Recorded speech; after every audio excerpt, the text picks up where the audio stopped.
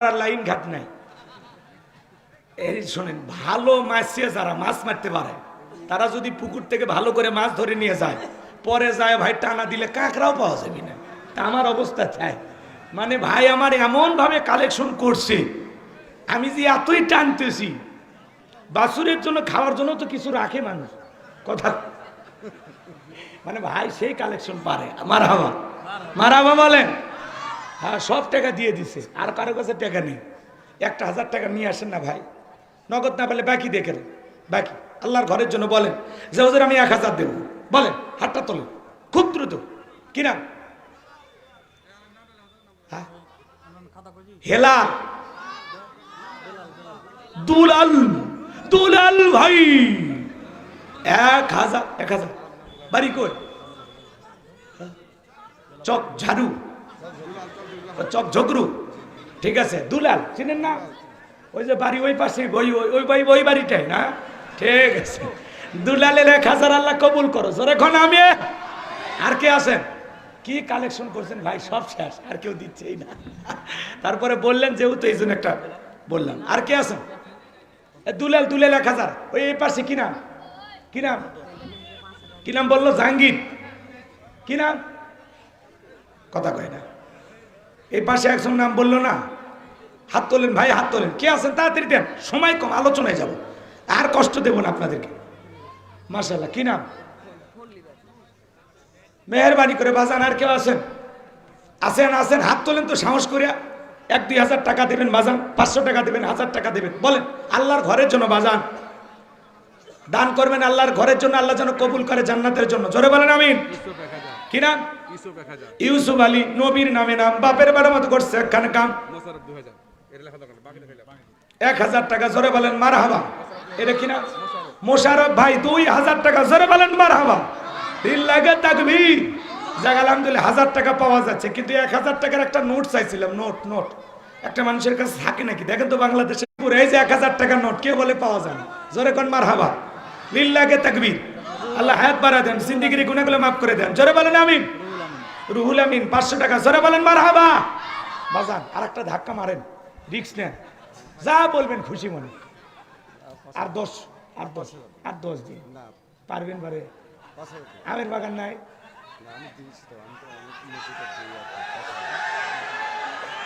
10,000 টাকা আছে? ও তাই সবাই বলতে টাকা আছে।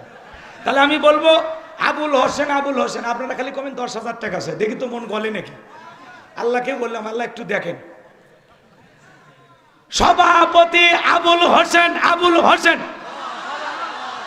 10,000, 10,000। 6 মাস সময় দেন, 6 মাস, 9 মাস নেবেন। তাহলে কর, আস্তে আস্তে দিবেন, দেবে ইনশাল্লাহ দিবে। 10 লিল্লাহে তাকবীর। রাজি হয়ে গেছে, আল্লাহ কবুল করে। জোরে বলেন আমিন। মফিজউদ্দিন বাজান কত? বাজান বলে দেন। বিশেষ অতিথি জনাব আলহাজ হাজী সাহেব, খানায় খাবার মেহমান ছিল। আহা আল্লাহওয়ালা মানুষ। বলেন বাজান, দিলটা নরম করে কোন। হ্যাঁ দেখ, সমস্যা নেই, যা বলে মুরব্বী মানুষ।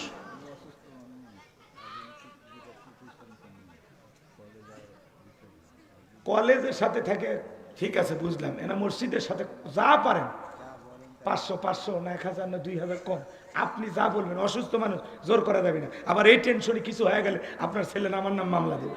অর্থাৎ জোরাজুরি করার কোনো সুযোগ নেই, আপনি খুশি মনে যা করবেন। হ্যাঁ জি বাজান, যা বলছেন দেন। এটা তাকবীর দিয়ে শুরু করি ভাই। টাকাগুলো নেন, যা হয়েছে আলহামদুলিল্লাহ মেনে নেন। মহিলাদের টাকা পাইছেন, পুরুষ প্যানেলে সব ব্যাগগুলো আসছে। ব্যাগ যে ছাড়ছিলাম আবার পাইছেন তো না? আলহামদুলিল্লাহ। এবার চলেন আমরা আলোচনায় চলে যাই। বাজান কিছুই বলবেন না? কত কত? আর 3000। আগে কত দিয়েছেন? আগে 2, আগে 3600, এখন 3000। তাহলে কত হলো? 6,600। তো 600 বাদ দেন না, না হলে 7,000 মিল করেন। বাজান ওই 400 দেওয়া যায় না? আর একটা রিস্ক নেন। লিল্লাহে তাকবীর। আজকের মাহফিলের বিশেষ অতিথি, সম্মানিত শ্রদ্ধাভাজন ব্যক্তিত্ব ব্যক্তিত্ব আল্লাহর গোলাম জনাব আলহাজ মফিজ উদ্দিন 7,000 টাকা জোরে কোন মারহাবা। হ্যাঁ এখন হলো আগে দিয়েছে 3600, তাহলে 7,000 মিলে তখন কত? তসলিমের বড় মেয়ে 1,000 টাকা। আল্লাহ কবুল করেন, জোরে বলেন আমি। আর কথা না, চলেন এইবার ওয়াজে যাই।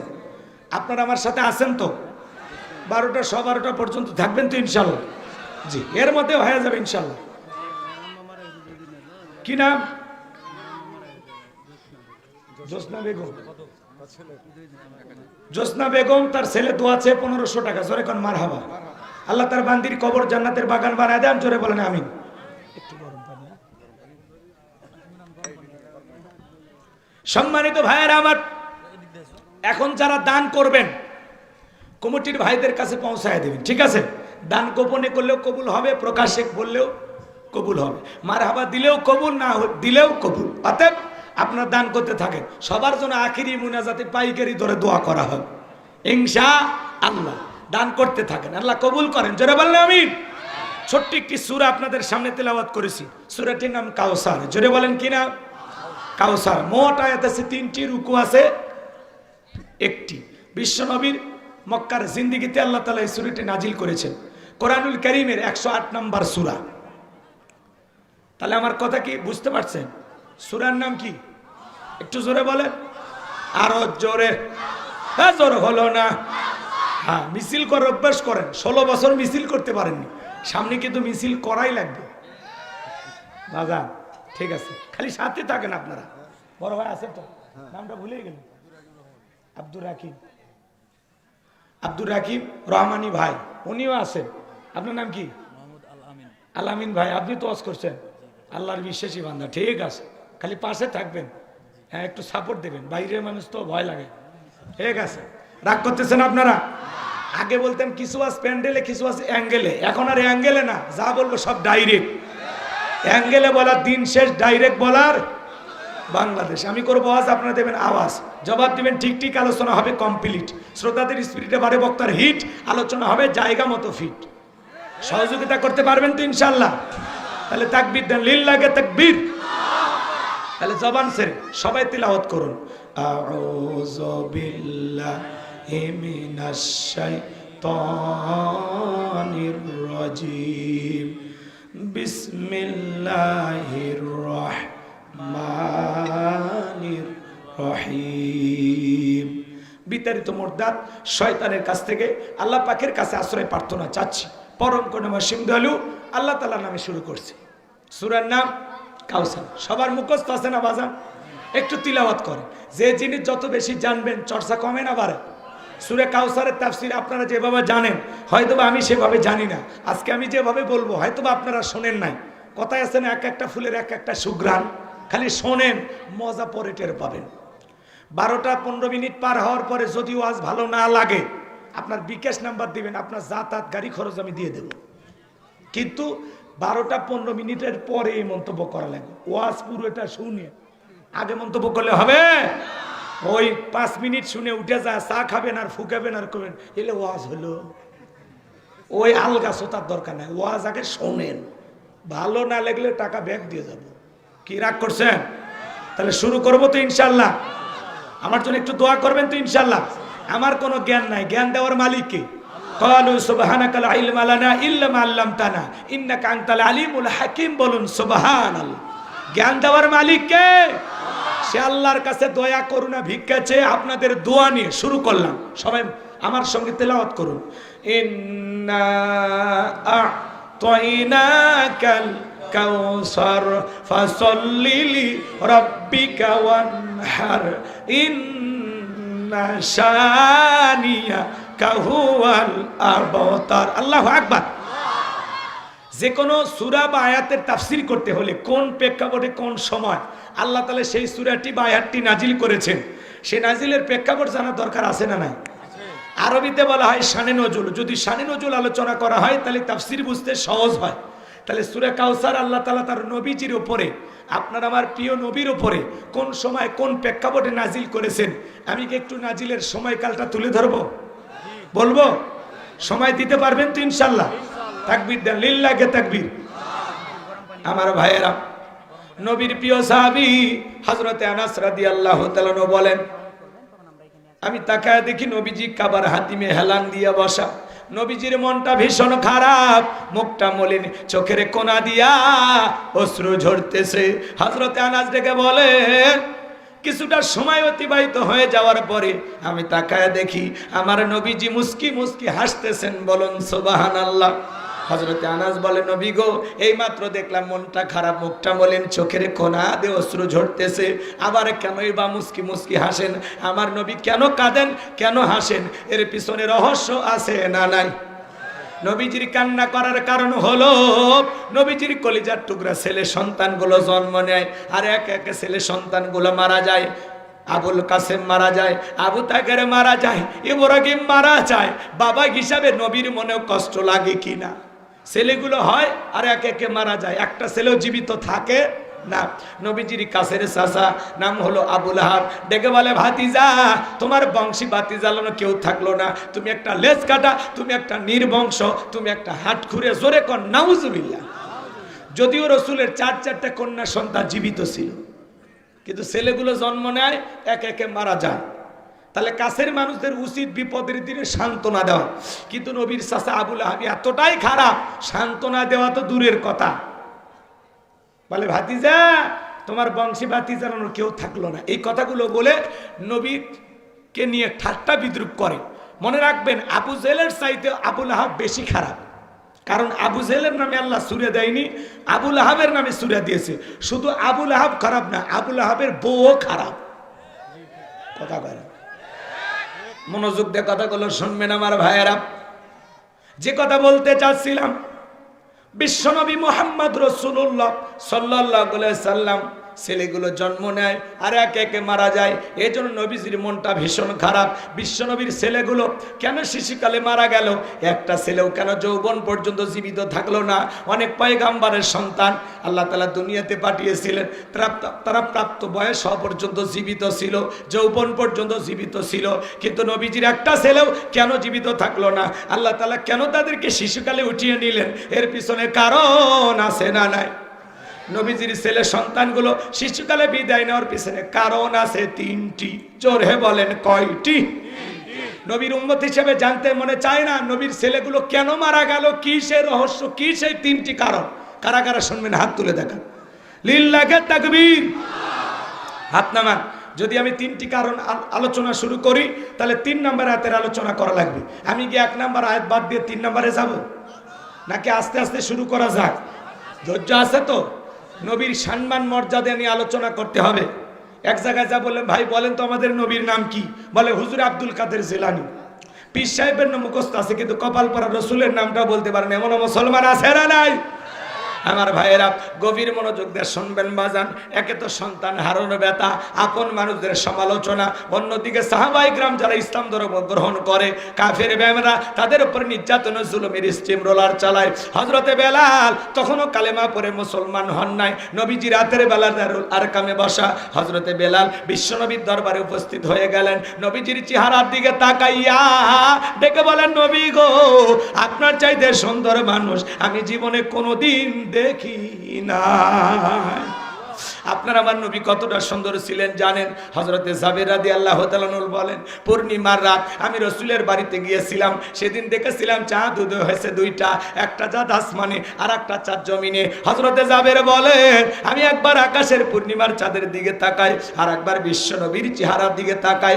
হযরতে জাবের বলেন, ওই আকাশের পূর্ণিমার চাঁদের চাইতেও বিশ্বনবীকে আমার কাছে বেশি সুন্দর মনে হয়। আপনার আমার নবী কতটা সুন্দর ছিলেন। আম্মা জান আয়েশা ডেকে বলেন, যারা ইউসুফ নবীর চেহারার দিকে তাকাইয়া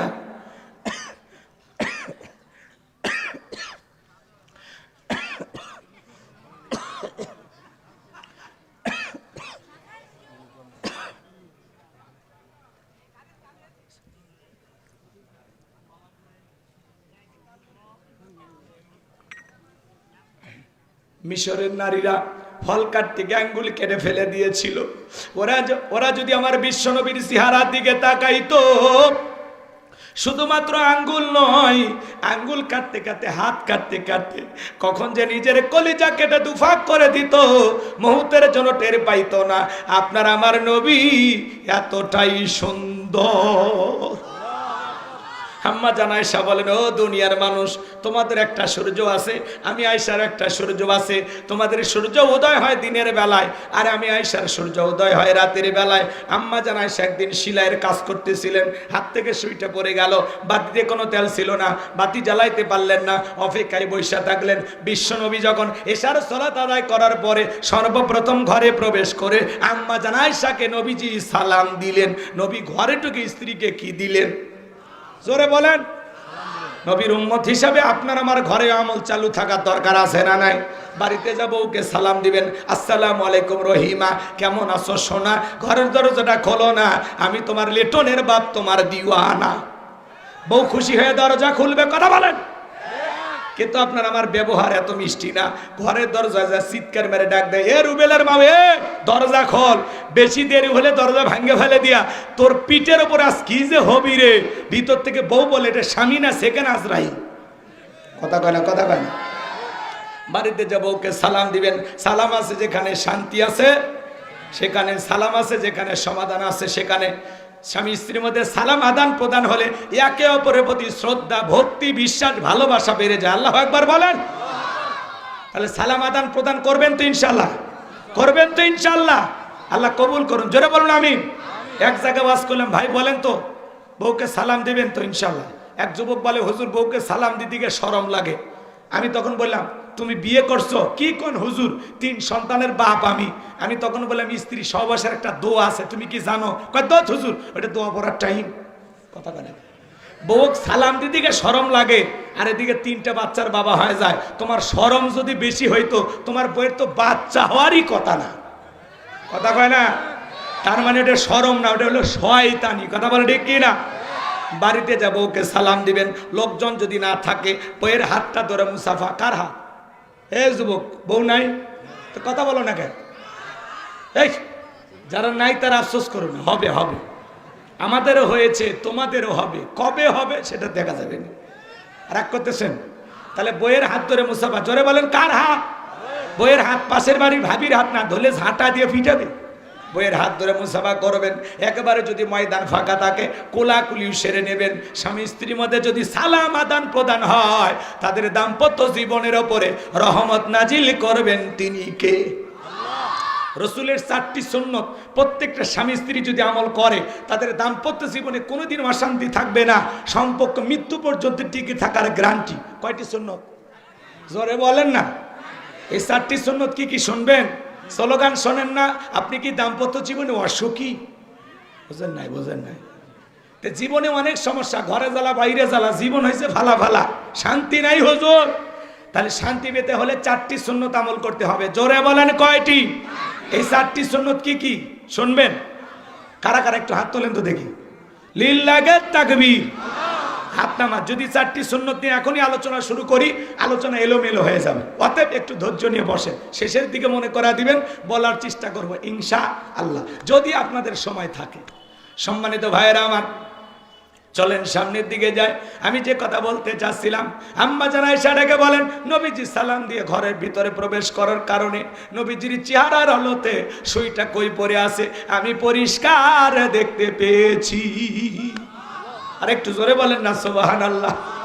নবীর সম্মান মর্যাদা কত জানেন? যে নবী হ্যাঁ বললে তামাম পৃথিবীবাসীর জন্য আল্লাহ পাক হালালে পরিণত করে দেয়, যে নবী না বললে তামাম পৃথিবীবাসীর জন্য আল্লাহ পাক হারামে পরিণত করে দেয়। জমিনে পথ চললে আসমানের মেঘ এসে ছায়া প্রদান করে, বলুন সুবহানাল্লাহ। যেই নবীর চেহারার ওপরে মশা মাছি পড়া হারাম, নবী যে যখন ঘেমে যেতেন, আম্মা জানেরা রাসূলের দিকের ঘামগুলো সুগন্ধি হিসাবে শিশির ভিতরে জমা রাখতেন, আর রসুলের দেগের ঘামগুলো বিশেষ দিনে সুগন্ধি হিসেবে ব্যবহার করা হতো, বলুন সুবহানাল্লাহ। হযরতে আনাস বলেন, নবীজির দেগের ঘামের চাইতে দামি সুগন্ধি জীবনে কোনোদিন আমি আমার নাকে পাইনি। সুবহানাল্লাহ বলবেন না? নবী থুতু নিক্ষেপ করলে সেখান থেকে সুগন্ধি বের হইতো। সুবহানাল্লাহ বলুন। যে নবী আসমানের চাঁদের দিকে ইশারা করলে চাঁদ 2 টুকরো হয়ে যায়, জমিনে পা তুললে মাওলা পাকের আরশে আজিমে পৌঁছে যায়। যে ছাগলের স্তনে দুধ নাই, রসুলের হাতটা লেগে গেলে দুধে পরিপূর্ণ হয়ে যায়। যেই খাবার 2-3 জন মানুষ খাবে, ওই খাবারে বিশ্বনবীর হাতটা লেগে গেলে দুধে, ওই খাবার শত শত মানুষ খেয়েও যেমন খাবার তেমনি থাকে, বলেন সুবহানাল্লাহ। যে নবীর চেহারার দিকে তাকাইলে পেটের ক্ষুধা নিবারণ হয়ে যাইতো, সুবহানাল্লাহ বলেন। সেই নবীর কাছে হযরত বেলাল, কথা মনে আছে না ভুলে গেছে? আমার ভাইয়েরা, হযরতে বেলাল ডেকে বলে, নবী আমার একটু কালেমা পড়ে মুসলমান বানায় দেন।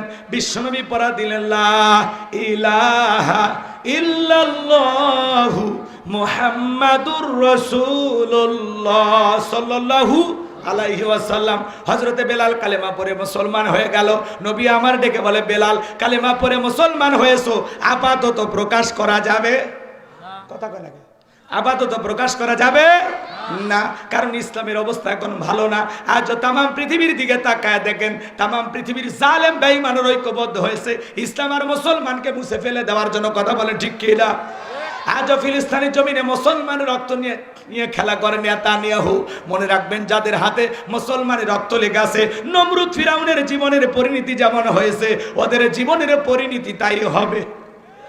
কথা বলেন। আজও চীনের উইঘুরে মুসলমানদেরকে হত্যা করা হয়, মুসলমানদের মসজিদগুলো ভেঙে ফেলে দেওয়া হয়। আজও কাশ্মীরে মুসলমানদের রক্ত নিয়ে খেলা করা হয়। আজও গরুর গোশত খাওয়ার অপরাধে ভারতে মুসলমানদেরকে হত্যা করা হয়। তাম পৃথিবীর জালেমেরা চায় ইসলাম আর মুসলমানকে মুছে ফেলতে। বলেন তো বাজান, ইসলামকে জমিন থেকে বিদায় করে দেওয়ার ক্ষমতা কারো আছে? ইসলামের সুইচ কার হাতে? ইউরিদুনা লিতুফিউ নূরাল্লাহি বিআফওয়াহিহিম ওয়াল্লাহু মুতিম্মু নূরিহি ওয়ালাউ কারিহাল কাফিরুন। সূরা সফের ভিতরে আল্লাহ পাক জানিয়ে দিলেন, তাম পৃথিবীর কাফেরা চাই মুখের ফুৎকারে দিনের আলোকে, ইসলামের আলোকে, কোরআনের আলোকে নিভায়া দিতে। আমার আল্লাহ বলেন, আল্লাহু মুতিম্মু নূরিহি, এই জমিনে দিনের আলোকে, কোরআনের আলোকে, ইসলামের আলোকে আমি আল্লাহ পাক প্রতিষ্ঠিত করেই ছাড়বো। যদিও কাফির বেঈমানদের অন্তরে যত ধরনের জ্বালা যন্ত্রণা হোক না কেন, কথা বলে ঠিক কি না? এই জমিনে ইসলামের আলো জ্বললে কাদের জ্বলে? কাফেরদের জ্বলে। কিন্তু কাফেরদেরকে আমরা সতর্ক করে বলতে চাই, ও তাম পৃথিবীর জালেম বেঈমানেরা, শুনে নাও, জেনে নাও, একদিন তাম পৃথিবীর কর্তৃত্ব রাজত্ব আসবে মুসলমানের হাতে। তাম পৃথিবী একদিন মুসলমানেরা শাসন করবে, তাম পৃথিবীর ক্ষমতা আসবে মুসলমানদের হাতে, আর তার সংবিধান হবে আল কোরআন। সুবহানাল্লাহ বলবেন না? তাম পৃথিবীর রাজত্ব ক্ষমতা আল্লাহ কাদেরকে দেবে? মুসলমানদেরকে দিবে ইনশাআল্লাহ। সেদিন আসবেই, আসবেই ইনশাআল্লাহ। কষ্ট হয়। তাহলে ইসলামের অবস্থা সবসময় ভালো থাকে না।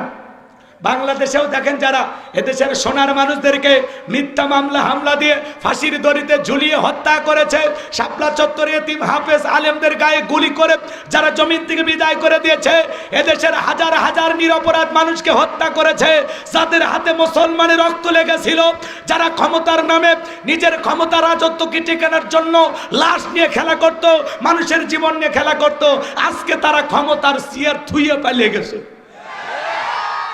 আছে বড় বড় কথা বলতো নাই। ঈশ্বর চাচাকে বলা হয় স্বৈরাচার শাসক। ঈশ্বর চাচা ক্ষমতা থেকে পদত্যাগ করে জেলে গেছে, দেশ ছাড়েনি, বাপের বেটা। কথা বলেন। দেশ নেত্রী বেগম খালেদা জিয়া অসুস্থ হয়েছিলেন, জেল কেটেছেন বেশ কয়েক বছর, অসুস্থ হয়ে দেশে পড়েছিলেন, দেশ ছাড়েনি, বাপের বেটি। কাতারে আমির ভিআইপি প্লেন পাঠাইছে, তার উপরে ওই প্লেনে উঠে আল্লাহর বান্দি বিদেশে গেছে রাজকীয় ভাবে চিকিৎসা নেওয়ার জন্য। কেউ যায় বীরের বেশে, আর কেউ যায় পালিয়ে পালিয়ে। কথা কয় না? হেলিকপ্টার নিয়ে পালিয়ে গেছে না? রাগ করেন, কথা কয় না, রাগ করেন। হেলিকপ্টার নিয়ে পালিয়ে গেছে কারা? যুগের পর যুগ দুর্নীতি করেছিল, টেন্ডারবাজি, খুন, ধর্ষণ যারা করেছিল। কথা বলেন না কেন? যারা এই দেশটাকে লুটে ফুটে খাইছে, বড় বড় কথা বলতো, পালাবো না, হারাবো না, কই পালিয়েই তো গেলেন। মমতা আমি প্রধানমন্ত্রী বলা হতো, আপনার কোটি কোটি অনুসারী ছিল, কই কারো কথা তো ভাবলেন না, নিজের জীবনটা আগে দেখলেন। আপনি যদি পদত্যাগ করে জেলেও যাইতেন, কয়েক বছর পরে জেল খেটে তাও বের হয়ে নেতাকর্মী ফুলের মালা দিয়ে আপনাকে বরণ করে নিত, কিন্তু এই পাবে পালিয়ে গিয়ে আপনি প্রমাণ করলেন এই জনগণের মুখোমুখি দাঁড়ানোর ক্ষমতা আপনার নাই। কেন চলে গেলেন? আমার কথা ভাবলেন না? আপনি চলে যাওয়ার কারণে এই দেশের কত ক্ষতি হয়েছে, কথা কয় না কেন? আবার মাঝে মাঝে কল রেকর্ড ফাঁস হয়, বলে আমি দেশের খুব কাছে আছি, চট করে ঢুকবে নিতে বের হলেন কেন, কথা কয় না কেন?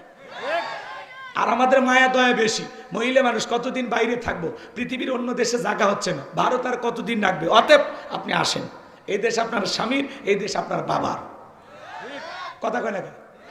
ববু আইবা তুমি আইবা গো, সেই দিন আইসা বুবু ক্ষমতা পাইবা না। ও বুবু আইবা তুমি আইবা গো, সেই দিন আইসা বুবু ক্ষমতা পাইবা না। খোঁজ নাই বুবু কাদের কাকার, অবস্থা খারাপ তোর বেশ বাবার, হাও নাঙ্কেল এখন সামনেও আসে না। নেতা কর্মী সব জেলের ভিতর, আমি আছি ডরের ওপর, কখন জানি আসে গ্রেপ্তারি পরোয়ানা। বুবু আইবা তুমি আইবা গো, সেই দিন আইসা বুবু চিয়ার পাইবা না। ক্ষমতার চেয়ার থেকে নামা সহজ, কিন্তু ওই চেয়ারে ওঠা কঠিন। আর আমরা আগামীতে সিদ্ধান্ত নেব, আর যাই হোক কোন নারীকে এই দেশের প্রধানমন্ত্রী বানাবো না। আগামীতে পুরুষ হবে এই দেশের প্রধানমন্ত্রী। কারা কারা চান হাত তুলে দেখান, লিল্লাহে তাকবীর, হাত নামান। নারীদের দেখার দিন শেষ, আগামীতে পুরুষের বাংলাদেশ। যেই দলেরই হোক, এদিকে করেন, যেই দলেরই হোক পুরুষ নেতা দরকার, পুরুষ পুরুষ। কথা বোঝা গেল? মেয়ে মানুষের দেখেন না রাগ বেশি, বাড়িতে স্বামীর সাথে ঝগড়া লেগে হাড়ি পাতিল ভেঙে ফেলে দেয়, স্বামী তুলে আছাড় মারে, কথা কর। 16 বছর লাগছে সিয়ার ছাড়তে, কি জেদ, কি জেদ। বলে বাবার দেশ, জনগণ চাইলে আসি, না চাইলে নাই। তো জনগণ তো চাইনি, চাওয়ার তো মতামত প্রকাশ করার সুযোগই দেয়নি। দিনের ভোট রাতে হইতো, কথা কয় না? নির্বাচন কেন্দ্রে নির্বাচনে তিনি খালি 8-10টা কুত্তে ঘুরিচ্ছিল, কোনো মানুষ নাই। নির্বাচন অফিসাররা কি করবি, কোনো কাজ নেই। পরিশেষে ওই যে ছেলে মেয়ে ডিউটি, তো একজন আর একজনের দিকে তাকে থাকে, বাদাম সিলে খায়ার গল্প করে। নির্বাচন কেন্দ্রে ভোট পাড়া দিতে এসে প্রেমে জড়ে যায়। কাজ নাই, যে কাজ না থাকলে কি ও কাজ আসে, বাসা বাঁধে। কি ওয়াজ চলবি না দোয়া করবো? যুবক চলবে, সামনে যায়, কথা আরো আছে। লিল্লাহে তাকবীর। আমার ভাইয়েরা গভীর মনোযোগ দিয়ে কথাগুলো শুনবেন বাজান। ইসলামের অবস্থা সব সময় ভালো থাকে না।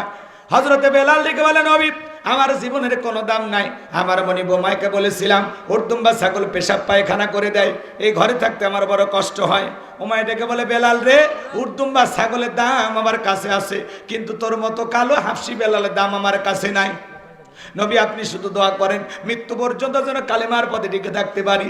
এই কথা বলে হযরতে বেলাল চলে গেল। গভীর মনোযোগ দিয়ে শুনবেন বাজান। পরের দিন সকালবেলা সূর্য উদয় হয়ে গেছে, অনেকটা বেলা হয়ে গেছে। হযরতে বেলাল দরজা খোলে না। অন্য চাকর যারা আছে নালিশ নিয়ে চলে গেছে উমায়ের কাছে, যা বলে, নেতা এখন পর্যন্ত বেলাল দরজা খোলে নাই। তাই নাকি? বলে হ্যাঁ ঠিক আছে চলো যাই। দরজায় ডাক দেয়, এ বেলাল দরজা খোল। হযরতে বেলাল দরজা খোলে না। জোরে করে ধাক্কা মারছে, যখন দরজা খুলে গেছে তখন এইবার উমায়ে তাকায় দেখে যে রাত্রিতে হযরত বেলাল কালেমা পড়ে মুসলমান হয়েছে। ওই রাত্রিতে উর্দুম্বা ছাগলের কাছে কোনো পেশাব পায়খানা নাই। জোরে বলেন সুবহানাল্লাহ। আমার ভাইয়েরা, হযরতে বেলাল এক জায়গায় বসে একা একা জিকির করতেছেন। ওমায় দেখে বলে, এই যাও বেলালের বিরুদ্ধে কেন মিথ্যা অভিযোগ দাও, তোমরা চলে যাও। তোমরা যখন ঘুমাচ্ছিলে বেলাল তখন ময়লা আবর্জনা পরিষ্কার করেছে, যাও নিজেদের কাজ করো। ওদেরকে তাড়িয়ে দিয়া এক পা দুপা করে হযরতে বেলালের কাছে চলে আসলেন। হালকা করে ধাক্কা মারলেন, যখন জবান দিয়ে কালেমার আওয়াজ বের হয়েছে তখন এইবার ডেকে বলে, বেলাল তোর জবান দিয়ে কি শুনলাম, তুমি কি মুসলমান হয়েছো? হযরতে বেলাল ডেকে বলে, মুসলমান হয় যারা মিথ্যা কথা বলতে পারে না তারা। কুলু কওলান সাদীদা। মুসলমানেরা হবে সত্যবাদী, মুসলমানেরা কখনো মিথ্যাবাদী হতে পারে না। আর আমাদের সমাজে মিথ্যা কথা বলতে বলতে এক পা বেঁকা হয়, কবরে চলে গেছে, মুখটা বেঁকা হয়ে গেছে, ভরা পেটে মিথ্যা, খালি পেটে মিথ্যা, এত মিথ্যা কথা বলে শয়তান পর্যন্ত বলে আমি এত খারাপ না। হেলিকপ্টার দিয়ে পানি দিছে, পরে দেখা গেল হেলিকপ্টার দিয়ে পানি না, গুলি মেরে জনগণকে হত্যা করেছে। হেলিকপ্টার দিয়ে পানি দেয়, মেট্রো রেল দেখে কান্না করে, বিটিভি ভবন দেখে কান্না করে, কিন্তু জনগণের রক্ত দেখে ওদের চোখে পানি আসে না। কথা কান্না কে?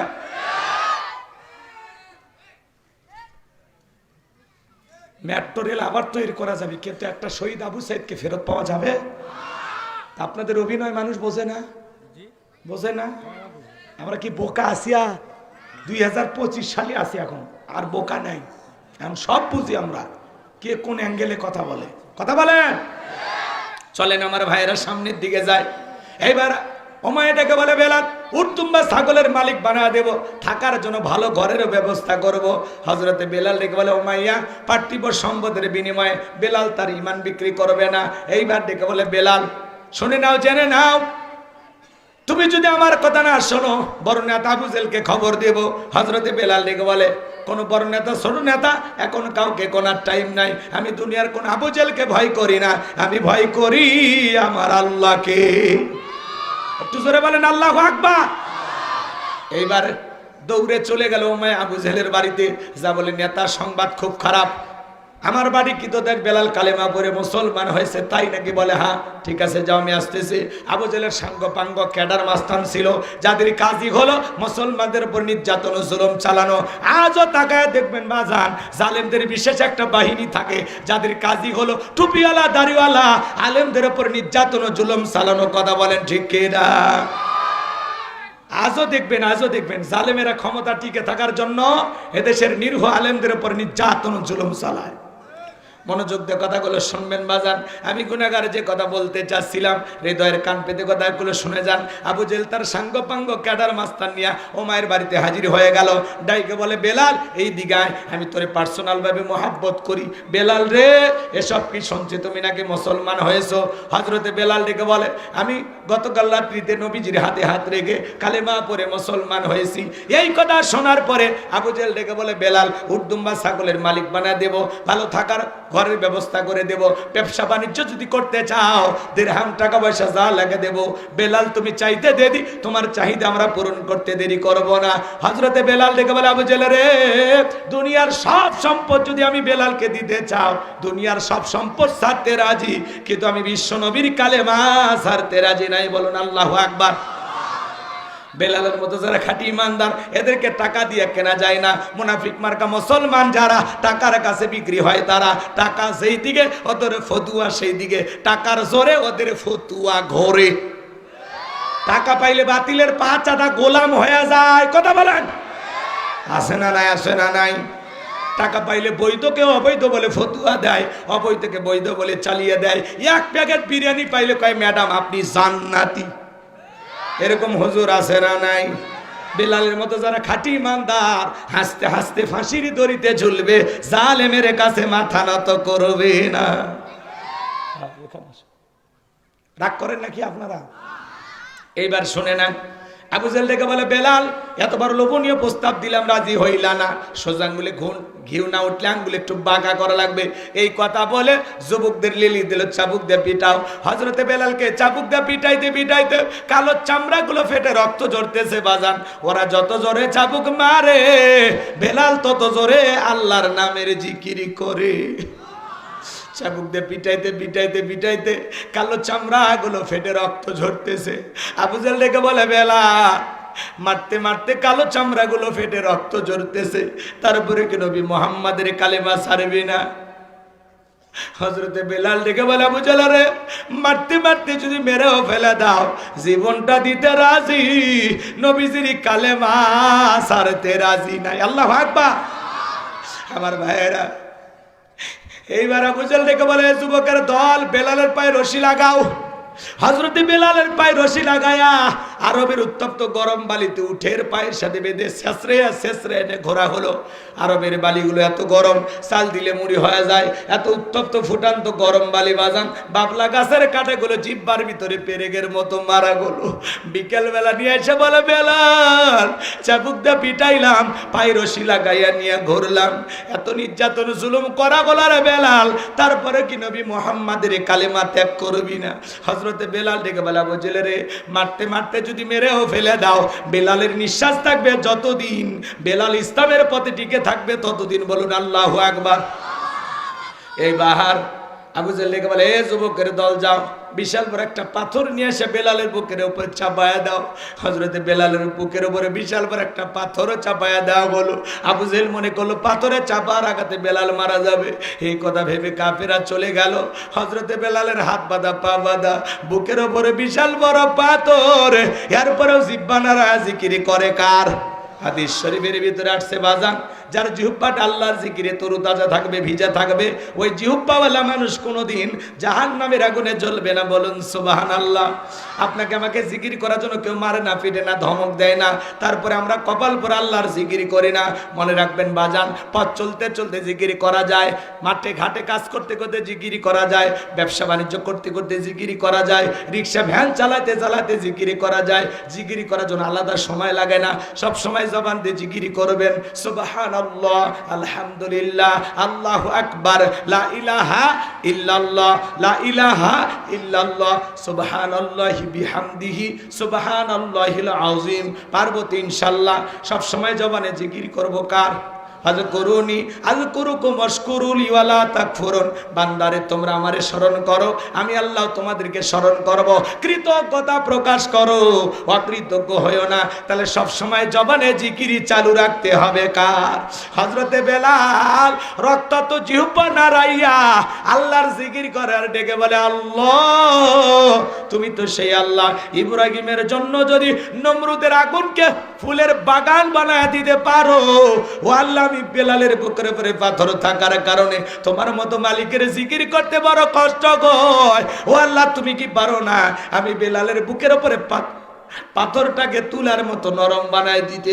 হযরতে বেলাল দোয়া করতে দেরি, আসমানের মালিক আল্লাহ দোয়া কবুল করতে দেরি করে নাই। বেলালের বুকের পাথরটাকে আমার আল্লাহ তুলার মতো নরম বানিয়ে দিয়েছেন। বলুন সুবহানাল্লাহ। এ কাফেরা কম নির্যাতন জুলুম করেনি। হযরত আম্মার রাদিয়াল্লাহু তাআলা আনহু, তার মা সুমাইয়ার সাথে পথ চলতেছে। আবু জাহল ডেকে বলে, আম্মার আমি নাকি শুনলাম তোমরা মা ছেলে দুজন মিলে নবী মুহাম্মাদের কালেমা পড়ে মুসলমান হয়েছো। আম্মার বলতে, হ্যাঁ সত্য। এইবার আবু জাহল ডেকে বলে, তোমরা কি জানো এর কত বড় শাস্তি হতে পারে? মার দুই ছেলেকে দুইটা খুঁটির সাথে বাঁধলেন। আবু জাহল ডেকে বলে, আম্মার এখন একটা খেলা দেখাবো, দেখবি? আম্মার ডেকে বলে, আবু জাহল রে কি দেখাবি? বলে, তোর চোখের সামনে যদি তোর মাকে আমরা উলঙ্গ করি কেমন হবে? হযরতে আম্মার মাথাটা নিচু করলেন। আবু জাহল ডেকে বলে, আম্মার বল কালেমা ছাড়বি কিনা? সময় ডেকে বলে, না আমার সন্তান, খবরদার বেঈমানদের কথা ঈমান ছাড়বি না। আবু জাহল সময়ের দেহ থেকে এক টান দিয়ে কাপড় খুলে ফেলে দিলেন। হযরতে আম্মার মাথাটা নিচু করেছেন। আবু জাহল ডেকে বলে, এই ছেলে পেলে আম্মারের মাথাটা উঁচু করো, সে তার মাকে দেখবে। হযরতে আম্মা কেমন ঈমান এনেছিল বাজার, মাথারে নিচু করে বলে, আল্লাহ এই দৃশ্যটা দেখার আগে যদি মাটিটা ফাঁক হয়ে যেত, এটা তো সহ্য করা যায় না। আবু জাহল ডেকে বলে, আম্মার এখনো সময় আছে, কালেমা ছাড়বি কিনা বল? সময়কে মারতে মারতে মাটির উপরে শোয়া ফেলা হয়েছে। হযরতে সময় ওই পজিশন থেকে ডেকে বলে, আমার সন্তান খবরদার বেঈমানদের কথা ঈমান ছাড়বি না। এবার আবু জাহল বর্ষা দিয়া সময়ের লজ্জাস্থানে আঘাত করতে লাগলেন, রক্ত দিয়ে রাজপথ মেখে গেল, দেহ থেকে রক্ত ঝরতে লাগলো। সময় এখন শাহাদাতের পেয়ালা পান করবে। ওই মুহূর্তে ছেলেকে ডেকে বলে, সন্তান আমি মনে হয় বেশি কোনার দুনিয়াতে বাঁচবো না, আমি মনে হয় শাহাদাতের পেয়ালা পান করব। আমি আমার নাকে জান্নাতের গন্ধ দেখতে পাইতেছি, জান্নাতের সুঘ্রাণ আমি আমার নাকে পাইতেছি। ও আমার সন্তান, খবরদার খবরদার, বেঈমানদের কথায় কখনো ঈমান ছাড়বা না। হযরত সুমাইয়াকে বিদায় করে দেওয়া হলো। ইসলামের প্রথম নারী শহীদ হলো হযরত সুমাইয়া। তারা কি ঈমান এনেছিল? শত নির্যাতন জুলুম করার পরে তারা ঈমান ছাড়ে নাই। হযরতে খুবাইব রাদিয়াল্লাহু তাআলা আনহু শুনিতে চড়াইয়া হাতে পায়ে পেরেক মাইরা দেহের ভিতরে খোসা দিয়া সুই দিয়া কাটা দিয়া দেহটা ক্ষত বিক্ষত করা হয়েছিল। তারপরেও তারা ঈমান ছাড়ে নাই। বলুন আল্লাহু আকবার। ঘটনাগুলো বলতে গেলে লম্বা লাগবে, এত লম্বা সময় আপনার হাতেও নাই, আমার হাতেও নাই। নবী আমার ডেকে বলে, আবু বকর, বেলালের নির্যাতন জুলুমের কথা আমার আর সহ্য হয় না, যাও যাও তুমি আমার বেলালের জন্য একটা কিছু করো। হযরত আবু বকর সিদ্দিক রাদিয়াল্লাহু তাআলা আনহু কয়েক গুণ দাম বেশি দিয়া গোলামীর জীবন থেকে হযরত বেলালকে আজাদ করলেন, মুক্ত করলেন। বলুন আল্লাহু আকবার। এই যখন ইসলামের অবস্থা, একদিকে সন্তান হারানোর ব্যথা, আপন মানুষদের সমালোচনা, অন্যদিকে সাহাবা ইকরামদের উপর নির্যাতন জুলুম, এই জন্য নবীজির মনটা ভীষণ খারাপ, মুখটা মলিন, চোখের কোনা দিয়ে অশ্রু ঝরতেছে। নবীর যখন মন খারাপ, নবীকে সান্ত্বনা দেওয়ার দায়িত্ব কার? এটা চিল্লায় বলেন না কার? আমার আল্লাহ ডেকে বলে, জিবরাইল, আমার বন্ধুর মা নাই, বাবা নাই, আমি স্যার আমার বন্ধুর কেউ নাই রে জিবরাইল। আমার বন্ধুর মনটা হয়েছে ভারী, আমি আল্লাহ সইতে নাহি পারি। লাহু মাহফুজ থেকে সূরা কাউসার নিয়ে যায় আমার বন্ধুর উপরে নাজিল করা, তাড়াতাড়ি বলেন সুবহানাল্লাহ। নবী আমার মুস্কি মুস্কি হাসেন আর দিকে বলেন, আনাস, আমার মনটা কেন খারাপ, আমার কষ্টের কারণটা কি তোমরা জানো? কিন্তু আমার মুস্কি হাসি দেওয়ার কারণ হলো এই মাত্র আসমান থেকে জিবরাইল এসে আমার উপরে সূরা কাউসার নাজিল করলো। বিশ্বনবী তখন সাহাবায়ে কেরামদের সামনে হাসতে হাসতে তেলাওয়াত করে শুনিয়ে দিলেন। সবাই জবান ছেড়ে পড়ুন, ইন্না আ'তাইনাকাল কাউসার ফাসাল্লি লিরাব্বিকা ওয়ানহার ইন্না শানিয়াকা হুয়াল আবতার। আল্লাহু আকবার। কষ্ট হয়, বিরক্ত হইতেছেন আমার ভাইয়েরা? কথাগুলো একটু মনোযোগ দিয়ে শুনবেন বাজান। আল্লাহ তাআলা জানিয়ে দিলেন, ইন্না আ'তাইনাকাল কাউসার, অবশ্যই আমি আল্লাহ পাক আপনাকে হাউজে কাউসার দান করেছি। পৃথিবীর অন্য কোন নবী রাসূলকে আল্লাহ পাক হাউজে কাউসার দান করেন নাই। আপনার আমার নবীকে আল্লাহ তাআলা হাউজে কাউসার গিফট করেছেন। ইন্না আ'তাইনাকাল কাউসার। আল্লাহু আকবার। নিশ্চয়ই আমি আল্লাহ পাক আপনাকে হাউজে কাউসার দান করেছি। সুবহানাল্লাহ। এই হাউজে কাউসারের পানি দুধের মতো সাদা, মধুর চাইতে মিষ্টি, পানির মতো ক্লিয়ার। ওই কঠিন কিয়ামতের ময়দানে যেদিন বিচার দিবস কায়েম হয়ে যাবে, বিচার দিবসের একদিন হবে 50,000 বছরের সমান। যেদিন সূর্য সহাত মাথার উপরে চলে আসবে, সূর্যের তাপে জমিনটা তামার জমিন হয়ে যাবে, পাহাড় পর্বত নদী ডালা খাল বিল বিল্ডিং আমারত কোনো কিছু থাকবে না। কুল্লু মান আলাইহা ফান। এই পৃথিবীর জমিনের সবকিছু আল্লাহ তাআলা ধ্বংস করে দেবেন। ওই কঠিন কিয়ামতের ময়দানে বেঈমানদের জিহ্বা ঝুলে আসবে নাভি পর্যন্ত। ওই কঠিন কিয়ামতের ময়দানে আল্লাহ বলেন, ইয়াউমা ইয়াফিরুল মারউ মিন আখি ওয়া উম্মিহি ওয়া আবি ওয়া সাহিবাতিহি ওয়া বানি। যেদিন ভাই ভাইয়ের কাছ থেকে পালিয়ে যাবে, ভাইয়ের পরিচয় দেবে না। মা সন্তানের কাছ থেকে পালিয়ে যাবে, পিতামাতা সন্তানদের কাছ থেকে পালিয়ে যাবে, সন্তান পিতামাতার কাছ থেকে পালিয়ে যাবে, স্বামী স্ত্রীর কাছ থেকে পালিয়ে যাবে। ওই কঠিন কিয়ামতের ময়দানে আল্লাহর আরশের ছায়া ছাড়া আর কোনো ছায়া থাকবে না। ওই ছায়ার ভিতরে আল্লাহ পাক 7 শ্রেণীর মানুষকে ছায়া দান করবেন।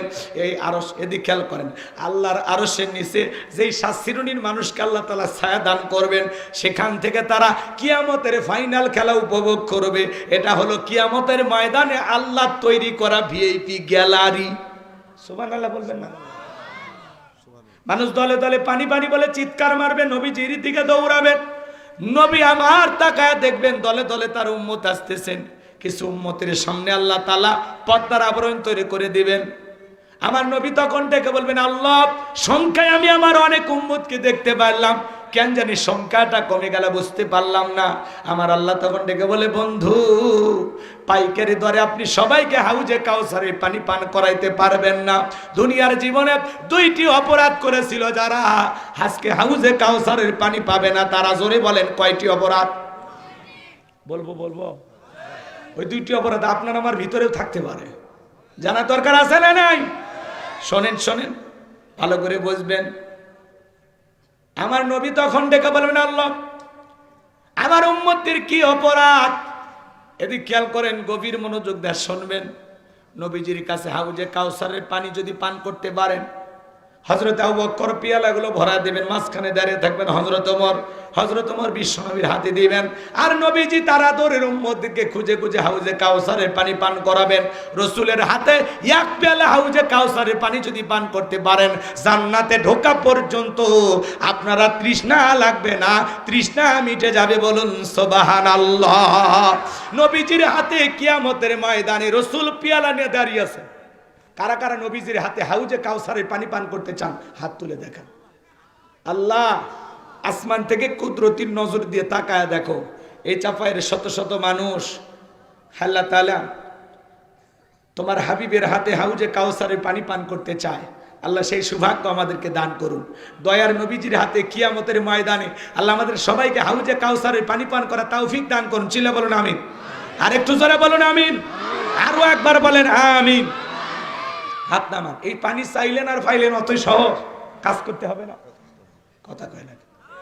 আমি আপনাদের এলাকায় আসলাম, একটা ছেলের হাতে কিছু চকলেট দিলাম, দিয়ে বললাম, বাবা একটা বদা পানি এনে আমার সামনে দাও।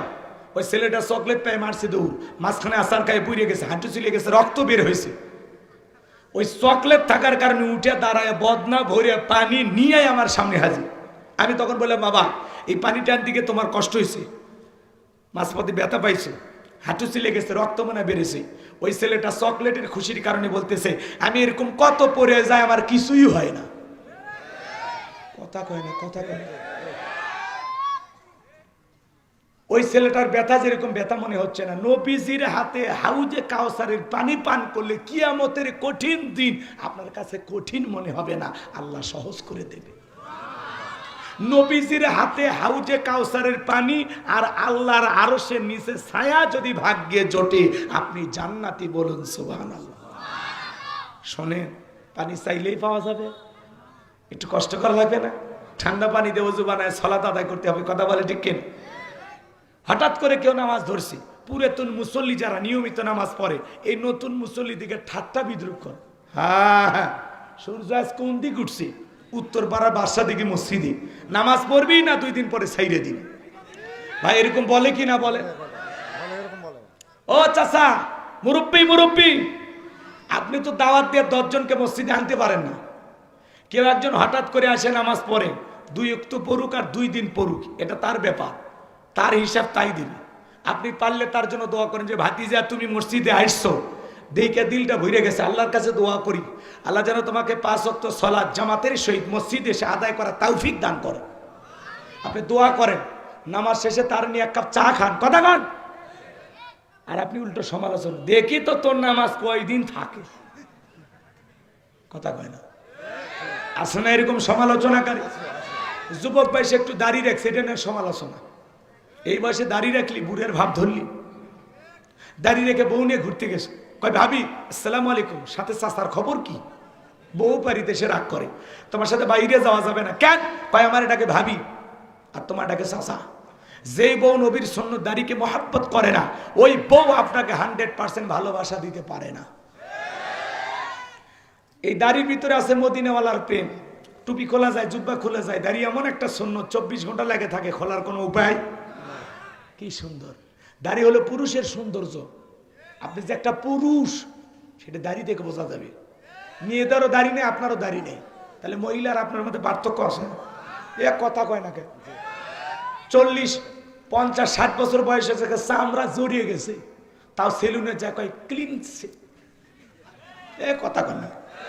কয় চাচা বয়স তো অনেক হইলো, বেলা তো শেষের দিকে, একটু দাড়িটা রেখে দেন, কাটতেও কষ্ট হয়। কয় প্লাসদের টাইমে হইলে কেটে দে, কারণ দাড়ি চুলকে। তোমার দাদি চুলকে, কবরে যাও, ফেরেশতারা চুলকানির মরমে বসে আছে। এমন মলম লাগিয়ে দেবে ঠিক হয়ে যাবে। এ কথা কর না কে? পুরুষ মানুষ মুখে দাড়ি নেই, এখান থেকে ঢাকায় যাচ্ছেন বাসে চড়িয়ে, আল্লাহ না করুক দুর্ঘটনায় যদি মারা যান, মুখে দাড়িও নাই, পকেটে টুপিও নাই, মানুষ মরার পরে কাপড় খুলে দেখবি, লুঙ্গি খুলে দেখবি, কি দেখবি? একজন করছে মাথা কাটান আছে না নাই? রাগ করেন আপনার, রাগ করেন। আর মাথায় এদিক, মাথায় যদি টুপি থাকে আর মুখে যদি দাড়ি থাকে, এই দুটো থেকে বুঝে নেবে মুসলমান। কথা কোন ঠিক না? তাহলে আর মরার পরে ইজ্জত খুলে দেখবি না। আর পকেটে টুপিও নাই, মুখে দাড়িও নাই, মরার পরে কাপড় খুলে দেখবি।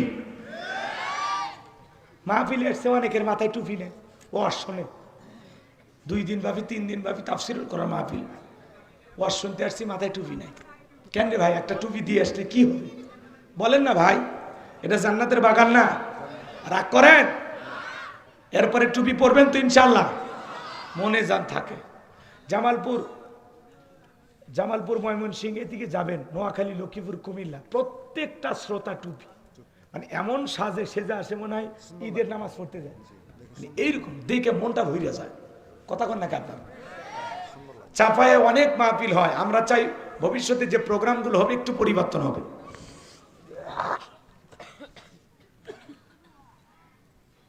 রাগ করতেছেন মনে হয় বাজান, গভীর মনোযোগ দিয়ে কথাগুলো শুনে যাবেন।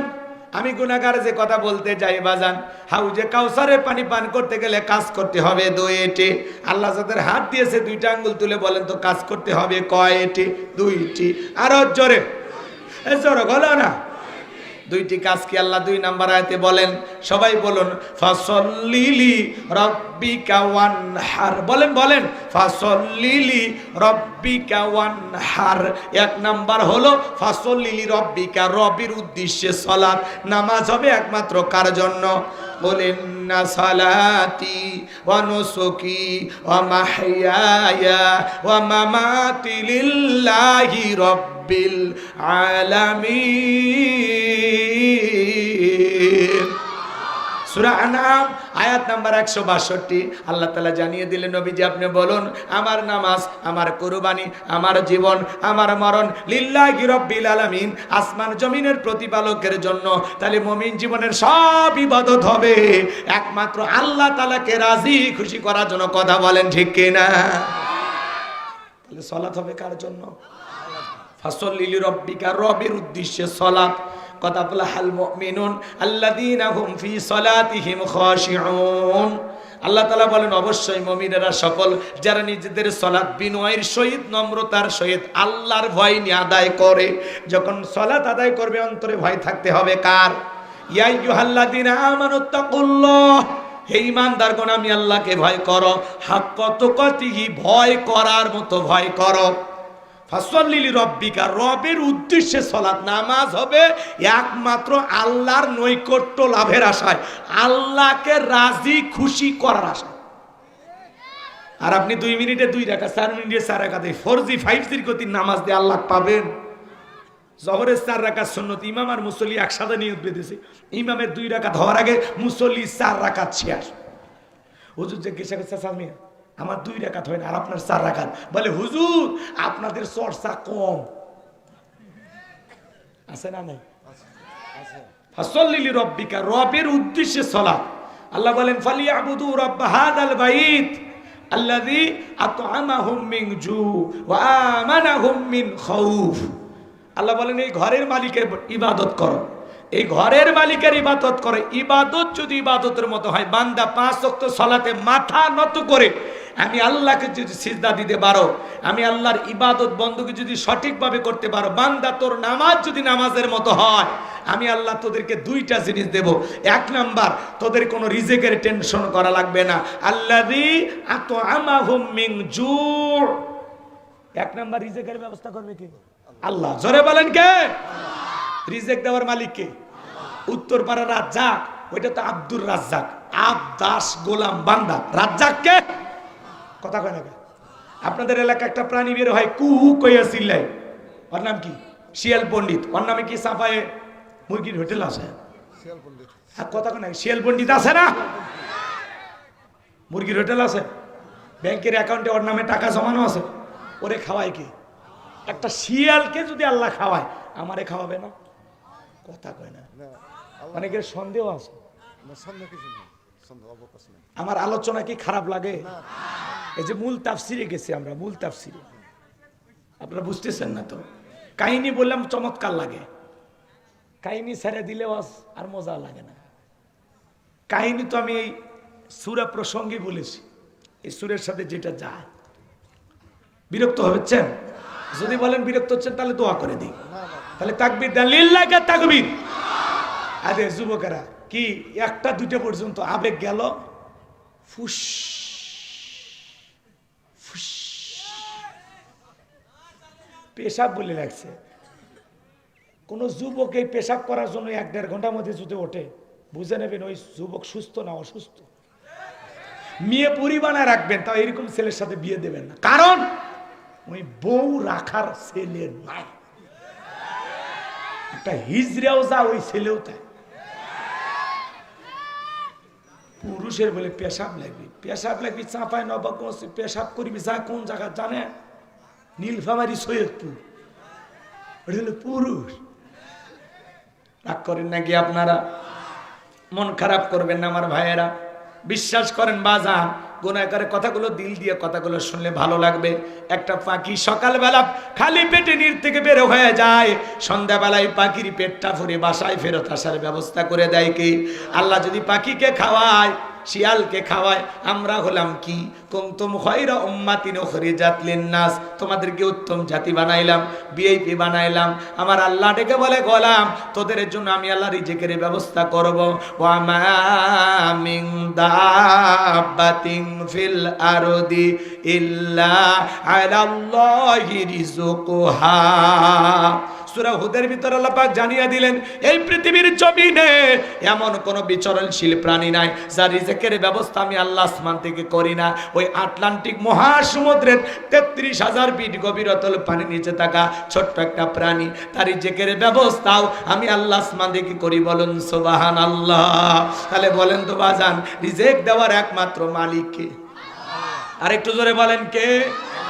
2 নাম্বার, আমার আল্লাহ দেখে বলে, ওয়া আমানাহুম মিন খাউফ। গোলাম রে, তোমার জীবনে কোনোদিন ভয় থাকবে না, সকল ভয় থেকে আমি আল্লাহ নিরাপত্তা দেব। আমাদের সমাজে ভয় আছে না নাই? আপনি 2 লাখ টাকা নিয়ে চাপাই থেকে এই গ্রামে আসবেন, নাম কি? চকঝকরু।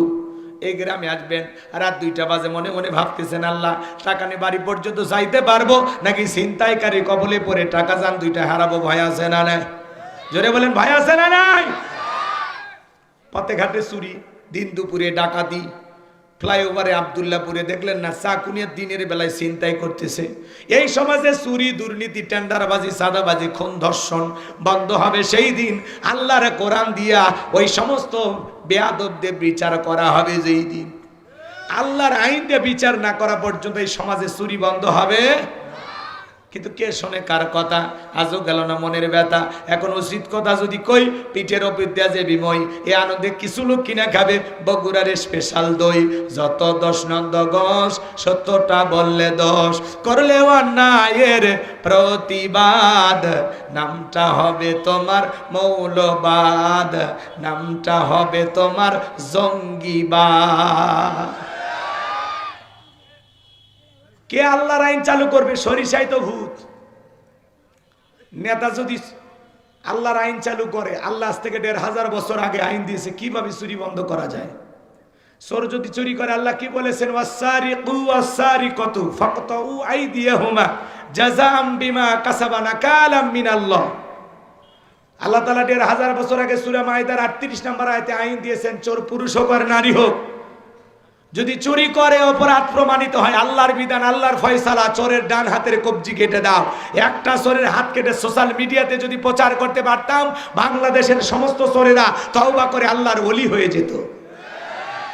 কিন্তু নেতা কেমনে চুরির আইন পাশ করবে? কারণ নেতা যেই পরিমাণে এই হাত দিয়ে দুর্নীতি করছে, প্রথম হাত নেতার কাটা যান। 11 লক্ষ কোটি টাকা দুর্নীতি করে বিদেশে পাচার করেছে। 93 বিলিয়ন ডলার ঋণের বোঝা বাংলার মানুষের ঘাড়ের উপরে চাপাইয়া নেতারা পালিয়ে গেছে।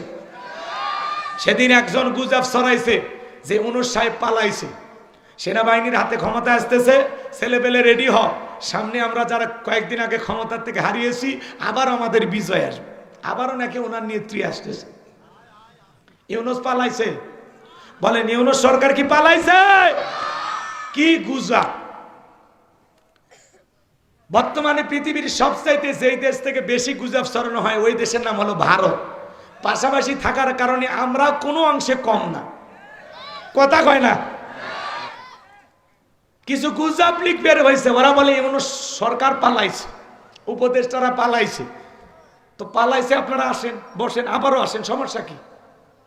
দেখি তো বাপের বেটা কেমন সাফাবাজি দিয়ে বারবার ক্ষমতা আসবেন, অতই সহজ। আর মিথ্যা গুজব ছড়ায় লাভ নাই। যারা পালিয়ে যায় দেশ থেকে এরা সহজে ফেরে না, কথা কয় না। এগুলো গুজব ছড়াইয়া এদেশের মানুষকে আর বোকা বানাবেন না। আর মনে রাখবেন, ইউনূস সরকার যদি ব্যর্থ হয় পুরো বাংলাদেশের মানুষ ব্যর্থ হয়ে যাবে। অতএব আমরা ইউনূস সরকারের সাথে আছি যতদিন একটা সুষ্ঠু নির্বাচন না হয়েছে, কথা বলে ঠিক কিনা। আর আমরা প্রধান উপদেষ্টা ডক্টর ইউনূসকে বলতে চাই, আপনি যেমন তেমন ভাবে ক্ষমতার চেয়ারে বসেন নাই, এদেশের হাজার হাজার মানুষের রক্তের উপরে দাঁড়িয়ে আপনি ক্ষমতার চেয়ারে বসেছেন, বিদায় মাজা সোজা করে দাঁড়ান। আপনার দিকে ফুলের টোকা দেওয়ার সাহস কারো হবে না, হবে না, হবে না। আমরা আসি, কথা কন না কেন? কি মনে করেন ইউনূস সরকার কাঁচা জিনিস? পাকা পাকা নোবেল বিজয়ী, বিশ্বের বড় বড় বাঘা বাঘা দেশ সালাম দেয়। কথা বলে না, বাঘা বাঘা দেশ সালাম দেয়, মুসাফা করে, কোলাকুলি করে। মেয়ে যদি প্রধানমন্ত্রী হয় কোলাকুলি করা যায়? রাগ করতেছেন নাকি আপনারা? পুরুষ দরকার। মানুষ বিপদে পড়ে দোয়া ইউনূস পড়ে, লা ইলাহা ইল্লা আনতা সুবহানাকা ইন্নী কুনতু মিনাজ জালিমিন। পড়তেন না আপনারা? কেসাসা পড়েন? যদিও আহলে হাদিস অনেকে এগুলো বলে, কিন্তু এটা আমরা জানি আল্লাহর পয়গম্বর ইউনূস আলাইহিস সালাম পড়েছিলেন, তাই না? এজন্য এটাকে দোয়া ইউনূস বলা হয়। এদিক খেয়াল করে, বাংলাদেশ যখন বিপদে পড়েছে এই ইউনূস আইসা বাংলাদেশের হাল ধরেছে। এজন্য বাংলাদেশ এখন অনেকটা ভালো আছে, তাছাড়া এই দেশে আরো অনেক ক্ষতি হইতো। এই জন্য এই গুজবে কান দেবেন না, ইউনূস সরকার পালাবে না ইনশাআল্লাহ। এদেশে সুষ্ঠু নির্বাচন দিয়া সময় মতো উনি ক্ষমতা ছাড়বে, কথা বলেন। আর অনেকে তো নির্বাচনের জন্য অস্থির হয়ে গেছে। এত অস্থির হওয়ার দরকার নাই। ওনারা যদি ক্ষমতায় থাকতো, কি 28 সাল বা 29 সালের আগে নির্বাচন হইতো? তো সমস্যা কি? এনারা 2-1 বছর দেশটা সাজায় নিয়ে আপনারা আপনাদের দল গুছান, এলাকায় জনপ্রিয়তা আগে অর্জন করেন। যে কামরা কামড়ি শুরু হয়ে গেছে, সামনে যে কি আছে আল্লাহ ছাড়া কেউ জানে না। কথা কন, হুজুরদেরকে সহ্যই করতেছেন। মনে রাখবেন, বিগত সরকারের পতন হওয়ার পিছনে সবচাইতে বড় কারণ আলেমদেরকে গায়ে হাত দেওয়া। আলেমদের শরীরে হাত দেওয়ার কারণে, আলেমদেরকে লাঞ্ছিত অপমানিত করার কারণে আজকে ওরা পৃথিবীর সামনে লাঞ্ছিত হয়েছে। ভবিষ্যতে এই দেশের আলেমদেরকে মাইনাস করে কোনো কিছু করতে দেওয়া হবে না। আলেমেরা মাথা উঁচু করে বাংলাদেশে টিকে থাকবে। আগামীর দিন মুসলমানের দিন, আগামীর বাংলাদেশ আলেমদের বাংলাদেশ, আগামীতে বাংলাদেশে ইসলাম কায়েম হবে, হবেই হবে ইনশাআল্লাহ। কারা কারা এই জমিন আল্লাহর আইন চান? দুই হাত তুলে দেখান, লিল্লাহি তাকবীর। হ্যাঁ, একটা চোরের হাত কেটে খালি টেস্ট করে দেখেন, টেস্ট। লন্ডন আমেরিকার আইন দিয়ে সমাজ পরিবর্তন করতে পারবেন না। এই 56,000 বর্গ মাইলের শান্তি ফিরে আসবে সেই দিন, আল্লাহর কোরআন দিয়ে পুরো দেশটা চলবে সেই দিন। আলাহুল খলক ওয়াল আম, সৃষ্টি যার, আইন চলবে সে আল্লাহ। কি পারবো তো ইনশাআল্লাহ? সাথে আছেন তো? আল্লাহ কবুল করেন, জোরে বলেন আমিন। আমার ভাইয়েরা, তাহলে ওরা দেশটাকে লুটে পুটে খেয়েছে। সাদাবাজ টেন্ডারবাজের অভাব ছিল না, আবার নতুন করে 2-4টা সাদাবাজের জন্ম হয়েছে। আমরা বলতে চাই ভাই, অনেক হয়েছে, অনেক হয়েছে। আসুন একটু সৎ মানুষ হওয়ার চেষ্টা করি। যারা চাঁদাবাজি করেছিল, দুর্নীতি করে সম্পদের পাহাড় গড়েছিল, দেশ বিদেশে বাড়ি করেছিল, আজকে কিন্তু সেই ক্ষমতা ধরে আর নাই। গ্যারেজে 5-10 কোটি টাকা দামের গাড়ি পড়ে আছে, এমপি মন্ত্রী নাই। হাজার হাজার বিঘা জমি জোর করে দখল করেছিল, জায়গা জমি পড়ে আছে, এমপি মন্ত্রী নাই। আছে আছে মন্ত্রীরা সব কোথায় গেল, এমপিরা সব কোথায় গেল, কোথায় কাদের কাকা? ওদের সারা দেশটা এখন লাগে ফাঁকা ফাঁকা। পালাবো না পালাবো না পালাবো না, যাই না তাদের দেখা, ওদের সারা দেশটা এখন লাগে ফাঁকা ফাঁকা। আইন মন্ত্রী আটকে গেল আইনেরই ফাঁকে, দাড়ি সারা দরবেশটারে ভণ্ড ভণ্ড লাগে। শুনেছি ভাই কত নেতা নেত্রী খাইতেছে ভাই ডান্ডা, বিচারপতি কালামানিকের ফাটিয়েছে নাকি আন্ডা। এটা আমার খবর না, মিডিয়ার খবর। এই বিচারপতি শামসুদ্দিন মানিক আল্লামা সাইদি হুজুরকে মৃত্যুদণ্ডের রায় দিয়েছিল। আমরা বলতে চাই ওই একই ট্রাইব্যুনালে বিচারপতি মানিককেও মৃত্যুদণ্ডের রায় দিতে হবে।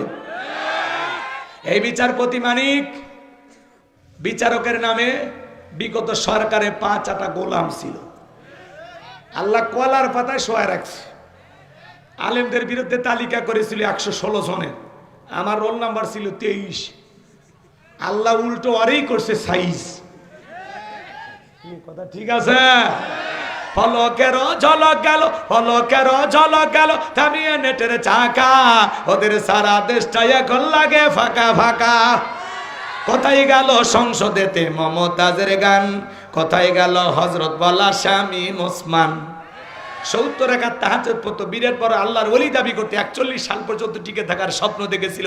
24 সালের 5 আগস্টে ভাগ্যে কি আছে আল্লাহর ওলিরা জানতো না। মাইক পেলে বলতে খেলা হবে, খেলা হবে। আজকে পুরো বাংলাদেশের মাঠ পড়ে আছে, কিন্তু ওই খেলোয়াড়ের নাই। আর একজনের শরীরই চলে না, তারপরে মুখ ভেলরে বলতো খেলা হবে। আছে আছে আজ কই গেল পালাইয়া?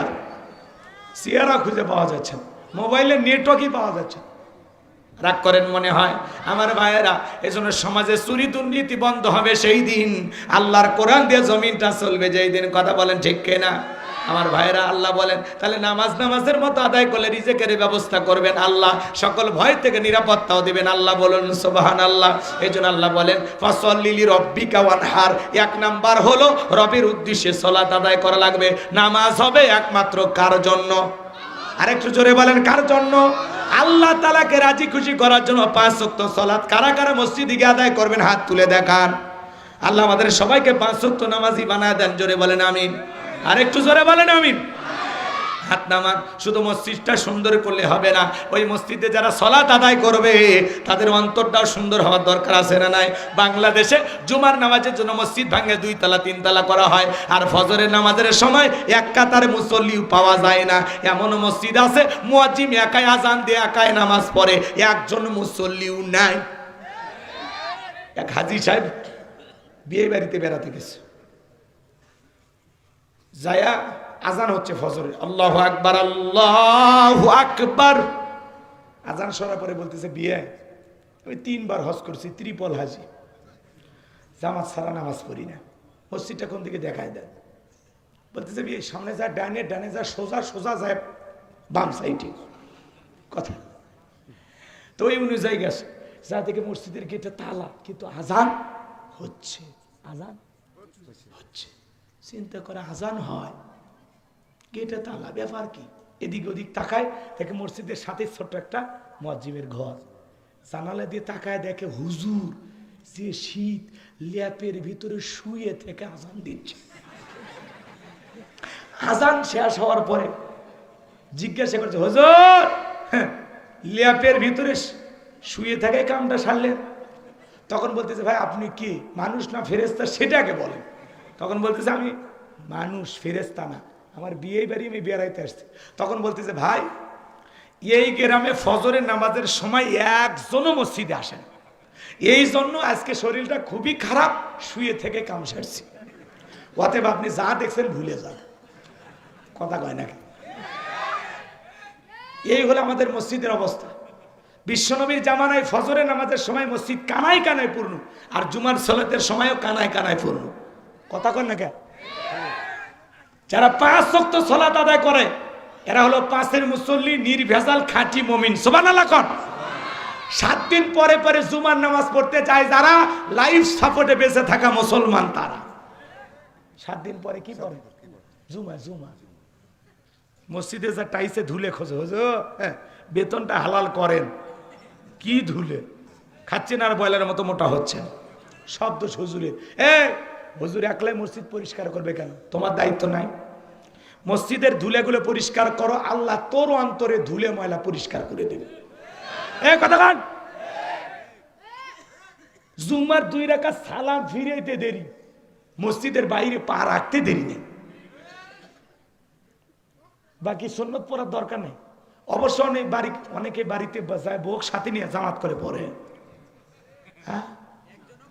2 রাকাত খালি ফরজ পড়ে, বাকিগুলো কেন পড়ে না? আসর, মাগরিব, এশা, ফজর কি আপনারা তখন কই যান? সৌদি আরবে, মালয়েশিয়া, কেন পড়েন না? মুসলমানের কাছে যদি নামাজের ওয়াজ করা লাগে, এর চাইতে বড় দুঃখ আর কিছু হতে পারে? আজ থেকে পরিবর্তন হবেন তো ইনশাল্লাহ, নামাজি হবেন তো ইনশাল্লাহ। তাহলে ফাসল্লি লিরাব্বিকা ওয়ানহার, 1 নাম্বার হলো রবের উদ্দেশ্যে সালাত আদায় করা, আর 2 নাম্বার হলো ওয়ানহার। ওয়ানহার মানে কুরবানি। এদিক খেয়াল করেন, কুরবানি মানে কি খালি পশু জবাই করা না, নিজের আমিত্বকে কোরবানি করা, অহংকারকে কোরবানি করা, নিজের ভিতরে থাকা পশুসুলভ আচরণকে কোরবানি করা, আল্লাহ রাস্তায় জান মাল সবকিছু কোরবানি করা, শহীদ আবু সাইদের মতো দেশের জন্য কোরবানি হওয়া, মুগ্ধের মতো কোরবানি হওয়া, ঈমান আর ইসলামকে টিকানোর জন্য সাহাবা ইকরামদের মতো জান মাল সব কোরবানি করা। খালি গরু ছাগল জবাই করার নাম কোরবানি না। 7 জন একটা ভাগে গরু কেনে, 4 জন দড়ি ধরে টানে, পিছন থেকে 3 জন ঠেলে। এমন দুর্বল গরু হাড় সব দেখা যায়, যে গরুর উপরে বয়স্ক ভাতা ওয়াজি। এমন দুর্বল গরু জবাই করলে কুরবানি হবে ভাই? কুরবানি স্থান পর্যন্ত হাঁটে যাওয়ার শক্তি নাই, কোলে করে নিয়ে গেছে। হুজুর বলতেছে ভাই এই গরু জবাই করেন না। তখন বলতে হুজুর উপরে হাত দেখা গেলে ভিতরে গোস্ত সেট করা আছে, টান দিবেন, এর থেকে চাপাই যাবি, ছাড়িয়ে দিবেন, আবার চক ঝগড়ে চলে আসবে। কথা কয় না কে? আল্লাহ কি বলেন? তাসুররুন নাযিরিন, চমৎকার, আকর্ষণীয়, হুষ্টপুষ্ট, দেখতে সুন্দর, এরকম গরু জবাই করা লাগবে। সুবহানাল্লাহ কোন? মোটা তাজা পশু আপনি কি জব করেন? এদিক কুরবানির ওয়াজ আব্দুল সবুর হুজুর আছে, আবার আপনাদের মসজিদের ইমাম কি? কে? আলামিন। কেডা আলামিন? ও ঠিক আছে, আলামিন ভাই কুরবানির ওয়াজ করবে, আমি কুরবানির ওয়াজ করব না। যারা কুরবানি দিবেন 3টা জিনিস খেয়াল রাখবেন। 1 নাম্বার নিয়ত সহি, ইন্নামাল আমালু বিন্নিয়াত, প্রত্যেকটা কাজ নিয়তের উপরে নির্ভরশীল। নিয়ত করেন যে কুরবানি কার জন্য? রবের জন্য। কুরবানি কার জন্য?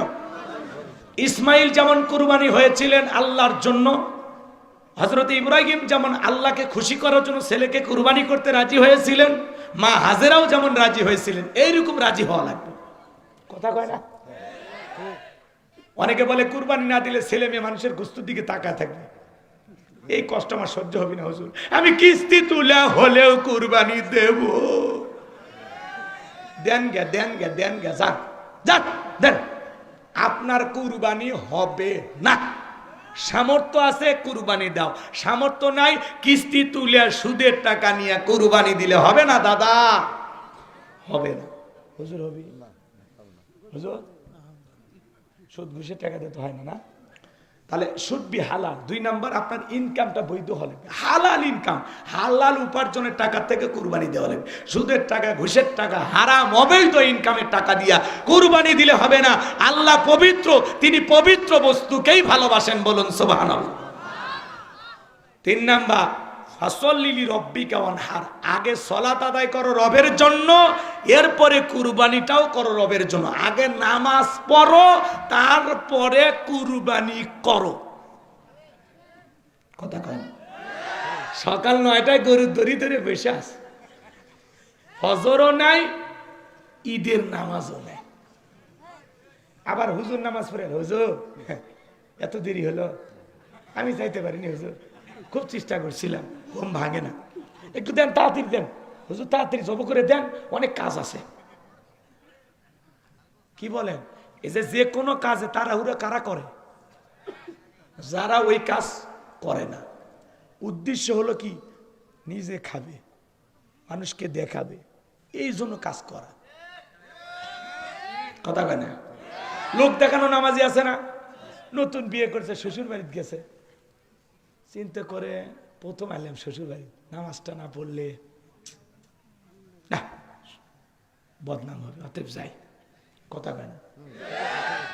নেতা নির্বাচনের ভোট চাইতে আসছে, ভাইয়ের আমার আগামী তো যদি নির্বাচিত করতে পারেন, গাছ দেব, বিদ্যুৎ দেব, রাস্তাঘাট কালভার্ট ব্রিজ যা লাগে করে দেব, উন্নয়নের জোয়ারে ভাসিয়ে ডুবিয়ে মারবো ইনশাআল্লাহ। সরি সরি সরি, ভুল হয়েছে, উন্নয়নের জোয়ারে দেশ ভাসিয়ে দেব। এরকম চাপাবাজি দেয় না। হঠাৎ করে মসজিদে আজান হয়েছে, আল্লাহু আকবার আল্লাহু আকবার, তখন নেতা বক্তৃতা বন্ধ করে। এরা নেতা আজান শুনে বক্তৃতা বন্ধ করে, কিন্তু নামাজ পড়ে না। নির্বাচনের আগে মাথায় টুপি, মুখে দাড়ি, গায়ে লম্বা পাঞ্জাবি, মনে আসমান থেকে জিবরাইলের খালাতো ভাই হাজির হয়েছে। নির্বাচনের আগে হুজুর সাজার চেষ্টা করে যারা, এরা হলো ধর্ম ব্যবসায়ী। মনে রাখবেন, এদেশের কোন আলেম ওলামা ধর্ম ব্যবসায়ী না। নির্বাচনের আগে মাথায় টুপি পরে জনগণের কাছে ভোট চাইতে হাজির হয় যারা, অরিজিনাল ধর্ম ব্যবসায়ী তারা। বড় বড় কথা বলেন না, আলেমদেরকে সহ্য হয় না।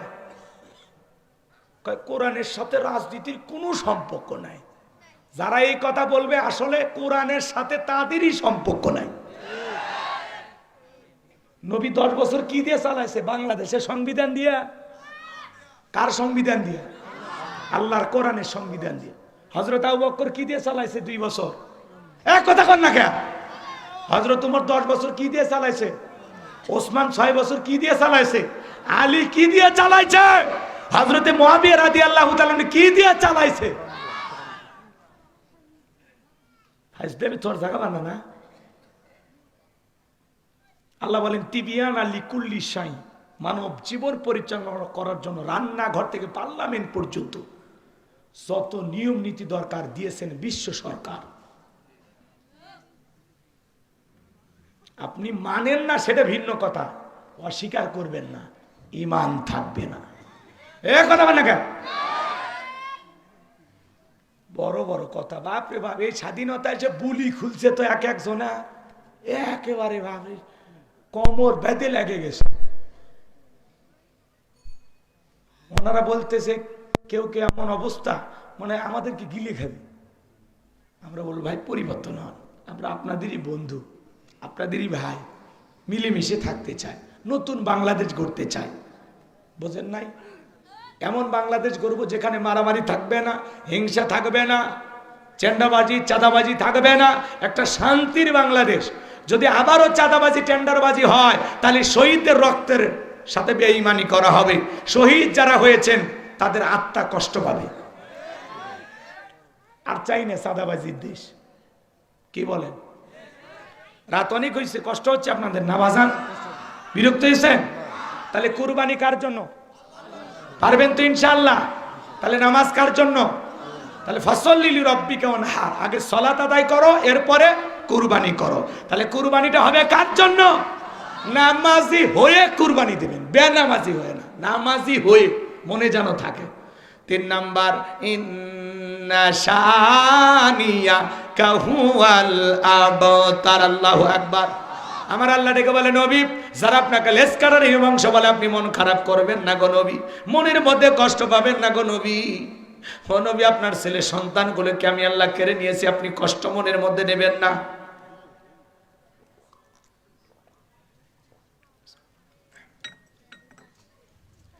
আপনার সন্তানগুলোকে আমি আল্লাহ তাআলা শিশুকালে উঠে নিয়েছে, এই জন্য আপনি কষ্ট মনের মধ্যে নেবেন না। যারা আপনাকে লেসকারের বংশ বলে গো নবী, এই পৃথিবীর জমিনে তাদের নাম নেওয়ার কেউ থাকবে না, ওদের বংশে বাতি জ্বালানোর কেউ থাকবে না। নবী গো, আপনার সন্তানগুলোকে আমি আল্লাহ নিয়েছি, এই পৃথিবীর জমিনে আপনাকে আমি এমন ভালোবাসার মানুষ উপহার দেব যারা আপনার জন্য নিজের জীবন দিতে প্রস্তুত থাকবে। বলেন আল্লাহু আকবার। তাম পৃথিবীতে 700 কোটির ওপরে মানুষ, এর মধ্যে 200 কোটি মুসলমান। আমরা সবাই নবীজির রুহানি সন্তান। সুবহানাল্লাহ বলেন। আমরা নবীজির কি সন্তান? রুহানি সন্তান। ভালো করে বোঝার চেষ্টা করবেন বাজান। এই পৃথিবীর জমিনে যারা নবীকে গালি দেয়, ফ্রান্সের জালেমেরা কার্টুন প্রদর্শন করে নাকটা বেঁকা করে মুখে কয়েকটা দাড়ি লাগায়া বলে ইনি মোহাম্মদ, জোরে কন্যা উজবিল্লাহ, মোহাম্মদ মানে প্রশংসিত। আমার নবী কি দেখতে কার্টুনের মতো? নবীর ছবি কি পৃথিবীর কোন জালেমের কাছে আছে? নাই। যে নবীর চরিত্রের সার্টিফিকেট আল্লাহ দিয়ে বলেন ওয়া ইন্নাকা লাআলা খুলুকিন আযীম। আল্লাহ তাআলা বলেন নবী গো আপনি হলেন পুত পবিত্র মহান চরিত্রের অধিকারী। আযীম আরবিতে এমন একটি শব্দ যার গভীরতা মাপা যায় না। নবীর চরিত্র নিয়ে সম্মান মর্যাদা নিয়ে আলোচনা করলে এর কোনো কুল কিনারা পাওয়া যাবে না। এটা একটা মহাসমুদ্র, বলুন সুবহানাল্লাহ। শোনেন শোনেন, যে নবী 63 বছরের জিন্দেগিতে একটি মিথ্যা কথা বলেননি এমন বিশ্ব রেকর্ড পৃথিবীর আর কোন নেতার আছে? ওরা তো ভরা পেটেও মিথ্যা, খালি পেটেও মিথ্যা। এই জন্য ওই মিথ্যাবাজ দুর্নীতিবাজ নেতাদের পিছনে ছাপায় গাওয়া যাবে না। আমরা নেতা মানবো বিশ্ব নবীকে। কথা বলেন ঠিক কিনা? তোমার নেতা আমার নেতা। যে নবী 63 বছরের জিন্দেগিতে এই যে ঠোঁটের মাঝখান দিয়ে কোনো দিন একটি মিথ্যা কথা বলেনি। সুবহানাল্লাহ, কেমন নবী পাইছি, কেমন নবী পাইছি। শোনেন, সেই নবীকে অকাত্য ভাষায় গালি গালাজ দিতেছে মক্কার একজন কাফের ওলীদ বিন মুগীরা। এত গালি দিতেছে আল্লাহ তাআলা আয়াত নাজিল করে বলেন উতুল্লিম বাদা যালিকা জানিম। নবী গো এই ওলীদ বিন মুগীরা হলো পিতৃ পরিচয়হীন জারর সন্তান, এর জন্মের ঠিক নাই। কথা কন, কথা কন। আরবের মানুষ আরবি বোঝে কম না বেশি? বুঝে ফেলে দিছে। তখন ওলীদ বিন মুগীরা বলতেছে নবী এত বড় কথা আমার জন্মের ঠিক না, আপনি থাকেন আমি বাড়িতে যাই। ছেলেটা বৈধ না বৈধ জানে কে, ফ্যাক্টরির মালিক। তার মায়ের কাছে চলে যায়। তার মায়ের নাম ছিল ঝর্ণা। যা বলে মা করবি না কোনো তাল বাহানা, নবী আমাকে বলেছেন উতুল্লিম বাদা যালিকা জানিম, আমি নাকি পিতৃ পরিচয়হীন জারর সন্তান। ওলীদ বিন মুগীরা যখন এই কথা বলেছে তার মা চমকে উঠছে, মনে মনে ভাবে এই গোপন তত্ত্ব নবী জানলো কেমনে? নবী তো জানতেন না, নবীকে জানিয়ে দিয়েছেন তিনি কে? আরেকটু জোরে ডাক দেন তো কে? আমার ভাইয়েরা গভীর মনোযোগ দিয়ে শুনবেন। ওলীদ বিন মুগীরা বলে মা যা বলবি সত্য বলবি, মিথ্যা বলা যাবে না। ওলীদ বিন মুগীরার মা বলতেছে বাবা আমার এক পা কবরে চলে গেছে, বয়সটাও তো কম হলো না, মিথ্যা বললে লাভটা কি? শুনে নে জেনে নে বাবা, তোর বাবা ব্যবসা বাণিজ্যের কাজে এতটাই ব্যস্ত থাকতো, তোর বাবা ব্যবসা চেনে টাকা চেনে, কিন্তু তোর মায়ের মন বসে না। সে যে কেন আসে না কিছু ভালো লাগে না, এবার আসুক তারে আমি মজা দেখাবো। ভাই যখন বিদেশে যায় এলাকায় দেবর রামদানি কমে না বাড়ে, ওরা ভাবি দুয়ারে এসে স্লোগান দেয় ভাবি ভাইয়া তোমার বর, আমি যে দেবর, ভেবে দেখো ভাবি কার কত দাবি। ভাই গেছে মালয়েশিয়ায়, আমি তো দেশে আসি। সুযোগ পাইলে ভাবির ঘরের ভিতরে ঢুকে বলে ভাবি আপনার যে চেহারা দেখে মনেই হয় না আপনি 2 বাচ্চার মা।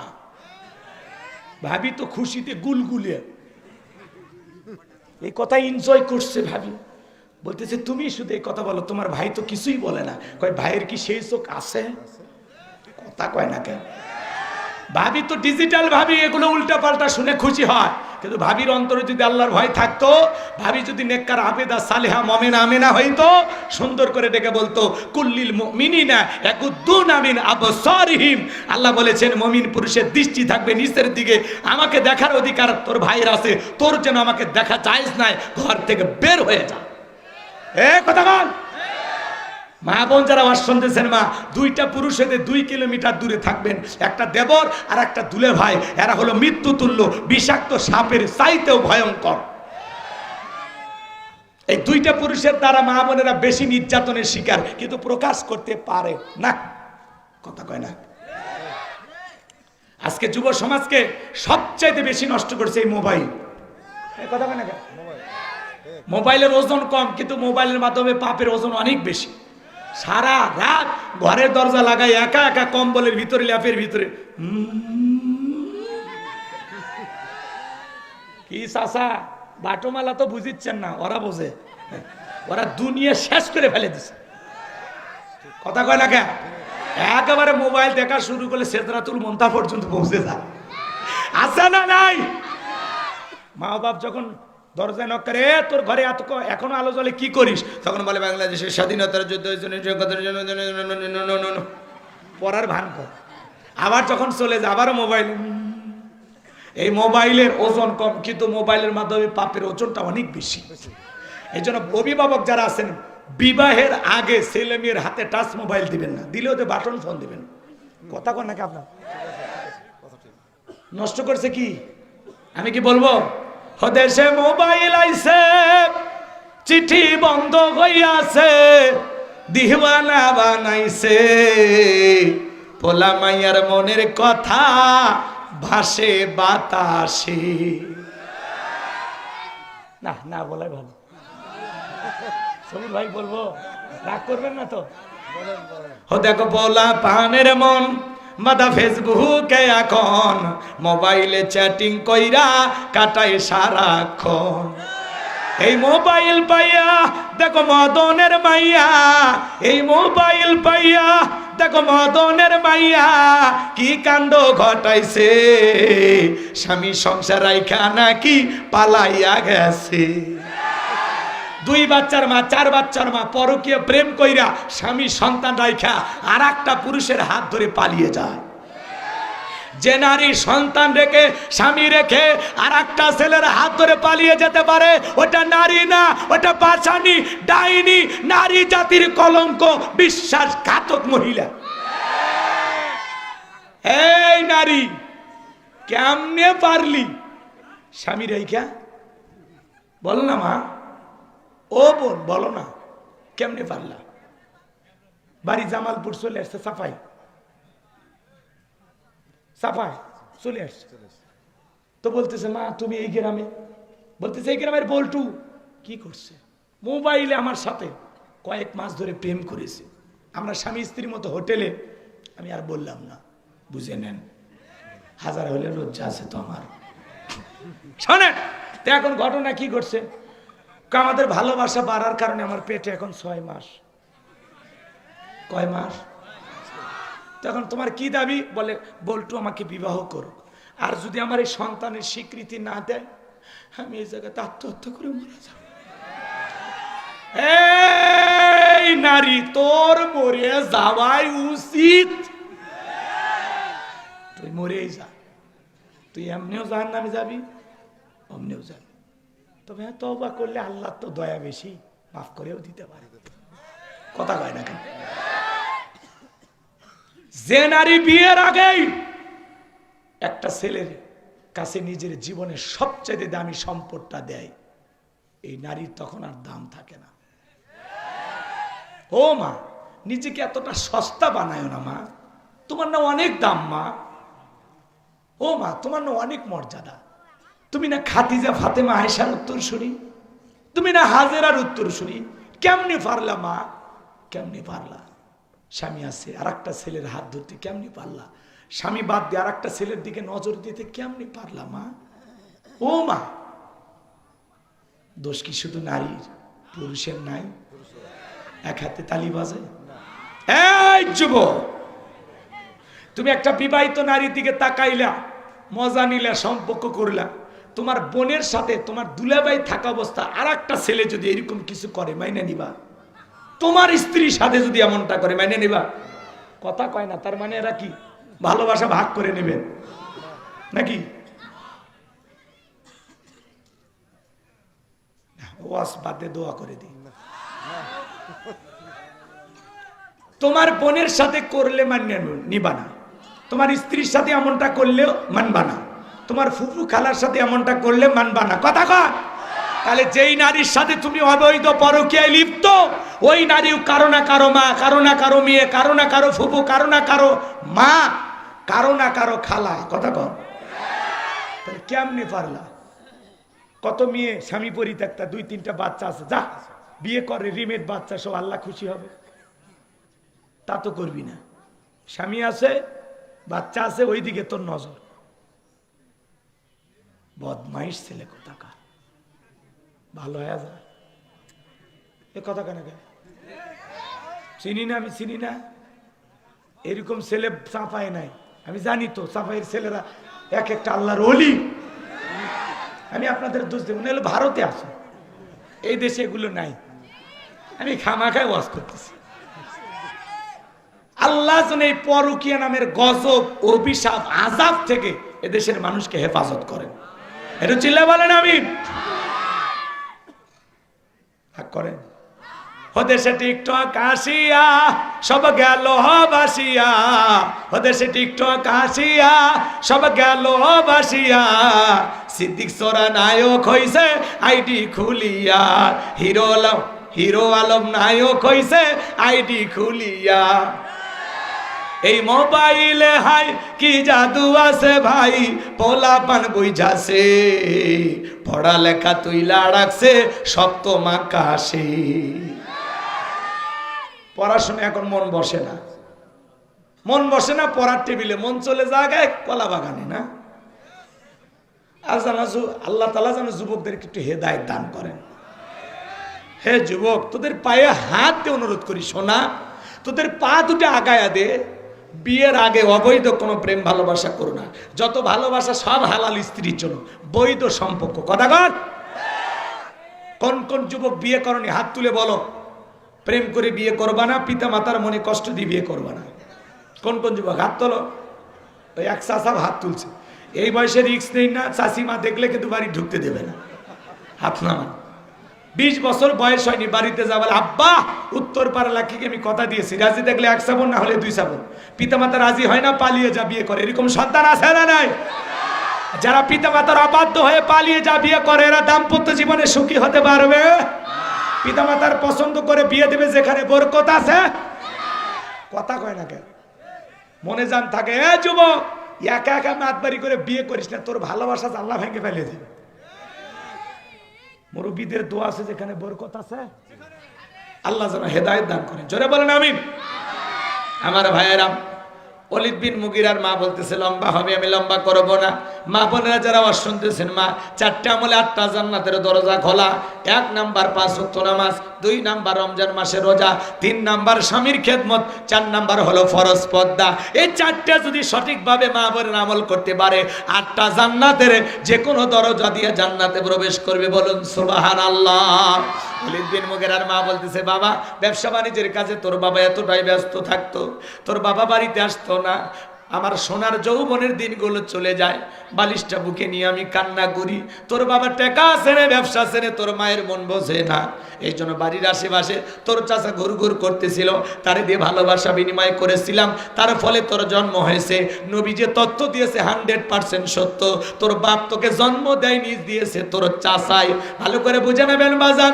নবীকে গালি দিবে যারা, ওলীদ বিন মুগীরার মতো অবৈধ যারও সন্তান তারা।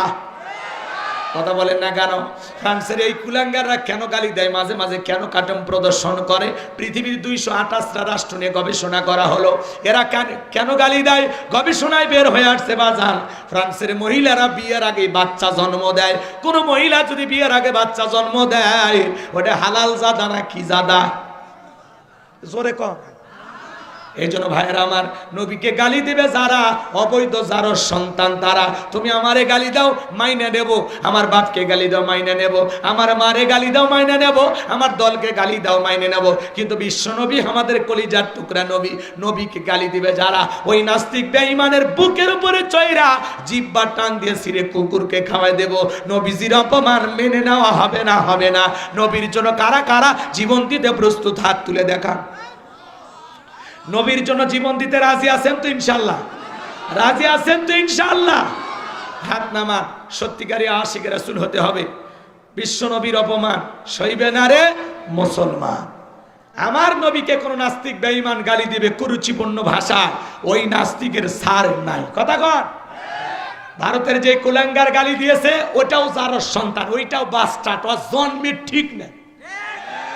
নবীকে গালি দিবে যারা, আলেমদেরকে গালি দিবে যারা, নাইবে রাসূলদেরকে গালি দিবে যারা, অবৈধ যার সন্তান তারা, জন্মের ঠিক নাই। কথা মনে থাকবে? চলুন, আল্লাহ বক্তা শ্রোতা সবাইকে এই কথাগুলোর উপরে আমল করার তৌফিক দান করুন। একটু চিল্লা বলেন আমিন। আমরা এখনই এলাকায় কি দোয়া হয়? আব্দুল সবুর হুজুর দোয়া হয়? তাহলে সংক্ষিপ্ত দোয়া। সকলে দরুদ ইব্রাহিম পড়ুন। আল্লাহুম্মা সাল্লি আলা মুহাম্মাদ ওয়া আলা মুহাম্মাদ কামা সাল্লাইতা আলা ইব্রাহিম وعلى آل إبراهيم إنك حميد مجيد اللهم بارك على محمد وعلى آل محمد كما باركت على إبراهيم وعلى آل إبراهيم إنك حميد مجيد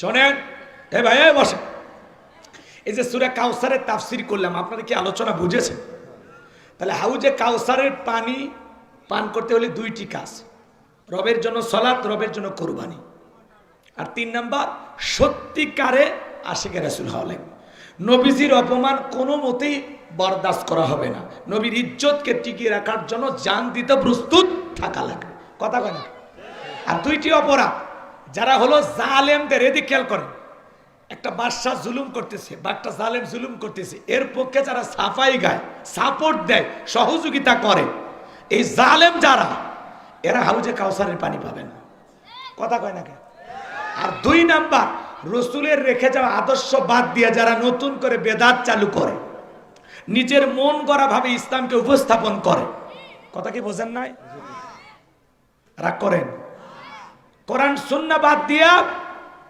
এই সমাজে যারা বেদাত চালু করে এরা হাউজে কাউসারের পানি পাবে না তাহলে জালেমের সহযোগী যারা জালেমের পক্ষে সাফাই গায় যারা জালেমকে সাপোর্ট দেয় যারা এরা হাউজে কাউসারের পানি পাবে না আর আরেকটা কি বেদাত চালু করে যারা মনে থাকবে তো ইনশাআল্লাহ আল্লাহ জানে এই দুইটা অপরাধ এই দুইটা গুনাহ থেকে আমাদের বেঁচে থাকার তৌফিক দান করেন চিল্লা বলেন আমিন সংক্ষিপ্ত দোয়া আল্লাহুম্মা আমিন রব্বানা যালামনা আনফুসানা ওয়া ইল্লাম তাগফির লানা ওয়া তারহামনা লানাকুনান্না মিনাল খাসিরিন ঝকঝকরু শিরোটোলা জামে মসজিদের উন্নতি কল্পে আজকের এই 2 দিন ব্যাপী তাফসীরুল কোরআন মাহফিলের সমাপনী রজনীর শ্রদ্ধাভাজন সভাপতি জনাব আলহাজ মোহাম্মদ আবুল হোসেনকে আল্লাহ কবুল করে নাও বিশেষ অতিথি জনাব আলহাজ মোহাম্মদ মফিজউদ্দিনকে কবুল করো আলোচনা করেছেন মাওলানা আলামিন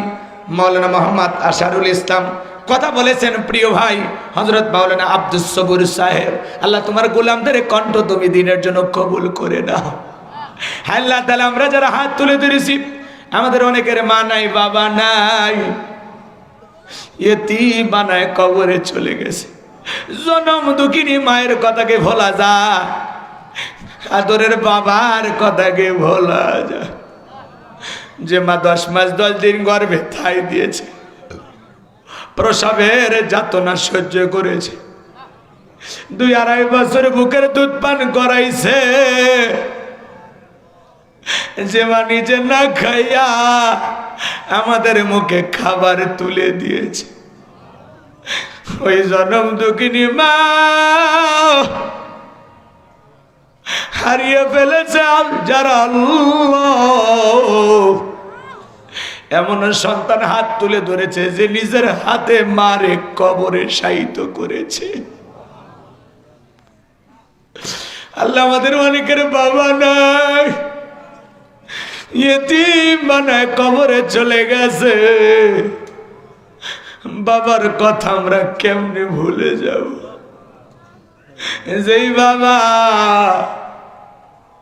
চাকরি কইরা ব্যবসা বাণিজ্য করে মাঠে ঘাটে কাজ করে পরিশ্রম কইরা বাড়ি ঘরে জায়গা জমি সব দিয়ে কবরে ঘুমায় ওই বাবার কবরে আর সবটুকু পৌঁছায় দাও বাবার কবরে জান্নাতের বাগান বানায়া দাও রব্বির হামহুমা কামা রব্বায়ানি সগীরা অকু রব্বির হামহুমা কামা রব্বায়ানি সগীরা পিতামাতা যাদের বেঁচে আছে আল্লাহ পিতামাতার খেদমত করে তাদের মুখে হাসি ফোটাইয়া জান্নাত অর্জন করার তৌফিক দিয়া দাও পিতামাতা যে কত বড় নিয়ামত সেই কথাটা বুঝে বাস্তব জীবনে আমাদের আমল করার তৌফিক দিয়া দাও আল্লাহ তাআলা এই গ্রামে যত মানুষ মাটির নিচে শায়িত মাইকের আওয়াজ যত দূর যায়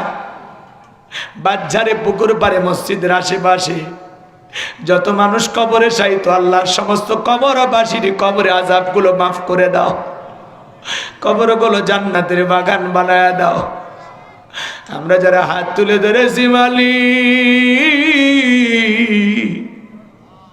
বড় ভয় লাগে গো আল্লাহ, একা একা কবরে কেমনে থাকবো, যেই কবরে নাই বাতি নাই সাথী, নাই জানালা নাই দরজা, ওই কবরে কেমনে থাকবো গো মালিক। ওই কবরে যাওয়ার আগে তোমারে যেন বন্ধু বানাইতে পারি। আল্লাহ আমাদের কবরের জলজব সহজ করে দিও, কবর থেকে জান্নাত পর্যন্ত রাস্তা তৈরি করে দিও, কবর প্রশস্ত বানায় দিও আল্লাহ। আমরা যারা হাত তুলে ধরেছি নফসের ধোকায় পড়ে, দুনিয়ার মহাব্বতে পড়ে, দিনের আলোতে রাতের আধারে গোপনে প্রকাশ্যে অনেক গুনাহ করে ফেলেছি আল্লাহ। আমাদের এই গুনাহের দিকে যদি তাকাও, জাহান্নাম ছাড়া কোনো উপায় হবে না। তুমি রহমান, তুমি রহিম, ওয়া আনতা আরহামুর রাহিমিন, তুমি দয়ালুর মধ্যে সর্বশ্রেষ্ঠ দয়ালু আল্লাহ। তোমার রহমতের দরিয়ার দিকে তাকাইয়া আমাদের সকলের তামাম জিন্দিগির গুনাহগুলো মাফ করে দাও আল্লাহ তাআলা। এমন জায়গায় বসে গুনাহ করেছি দুনিয়ার কেউ জানে না, তুমি জানো। ফকির একটা দরজায় ভিক্ষা না পাইলে আর একটা দরজায় যায়,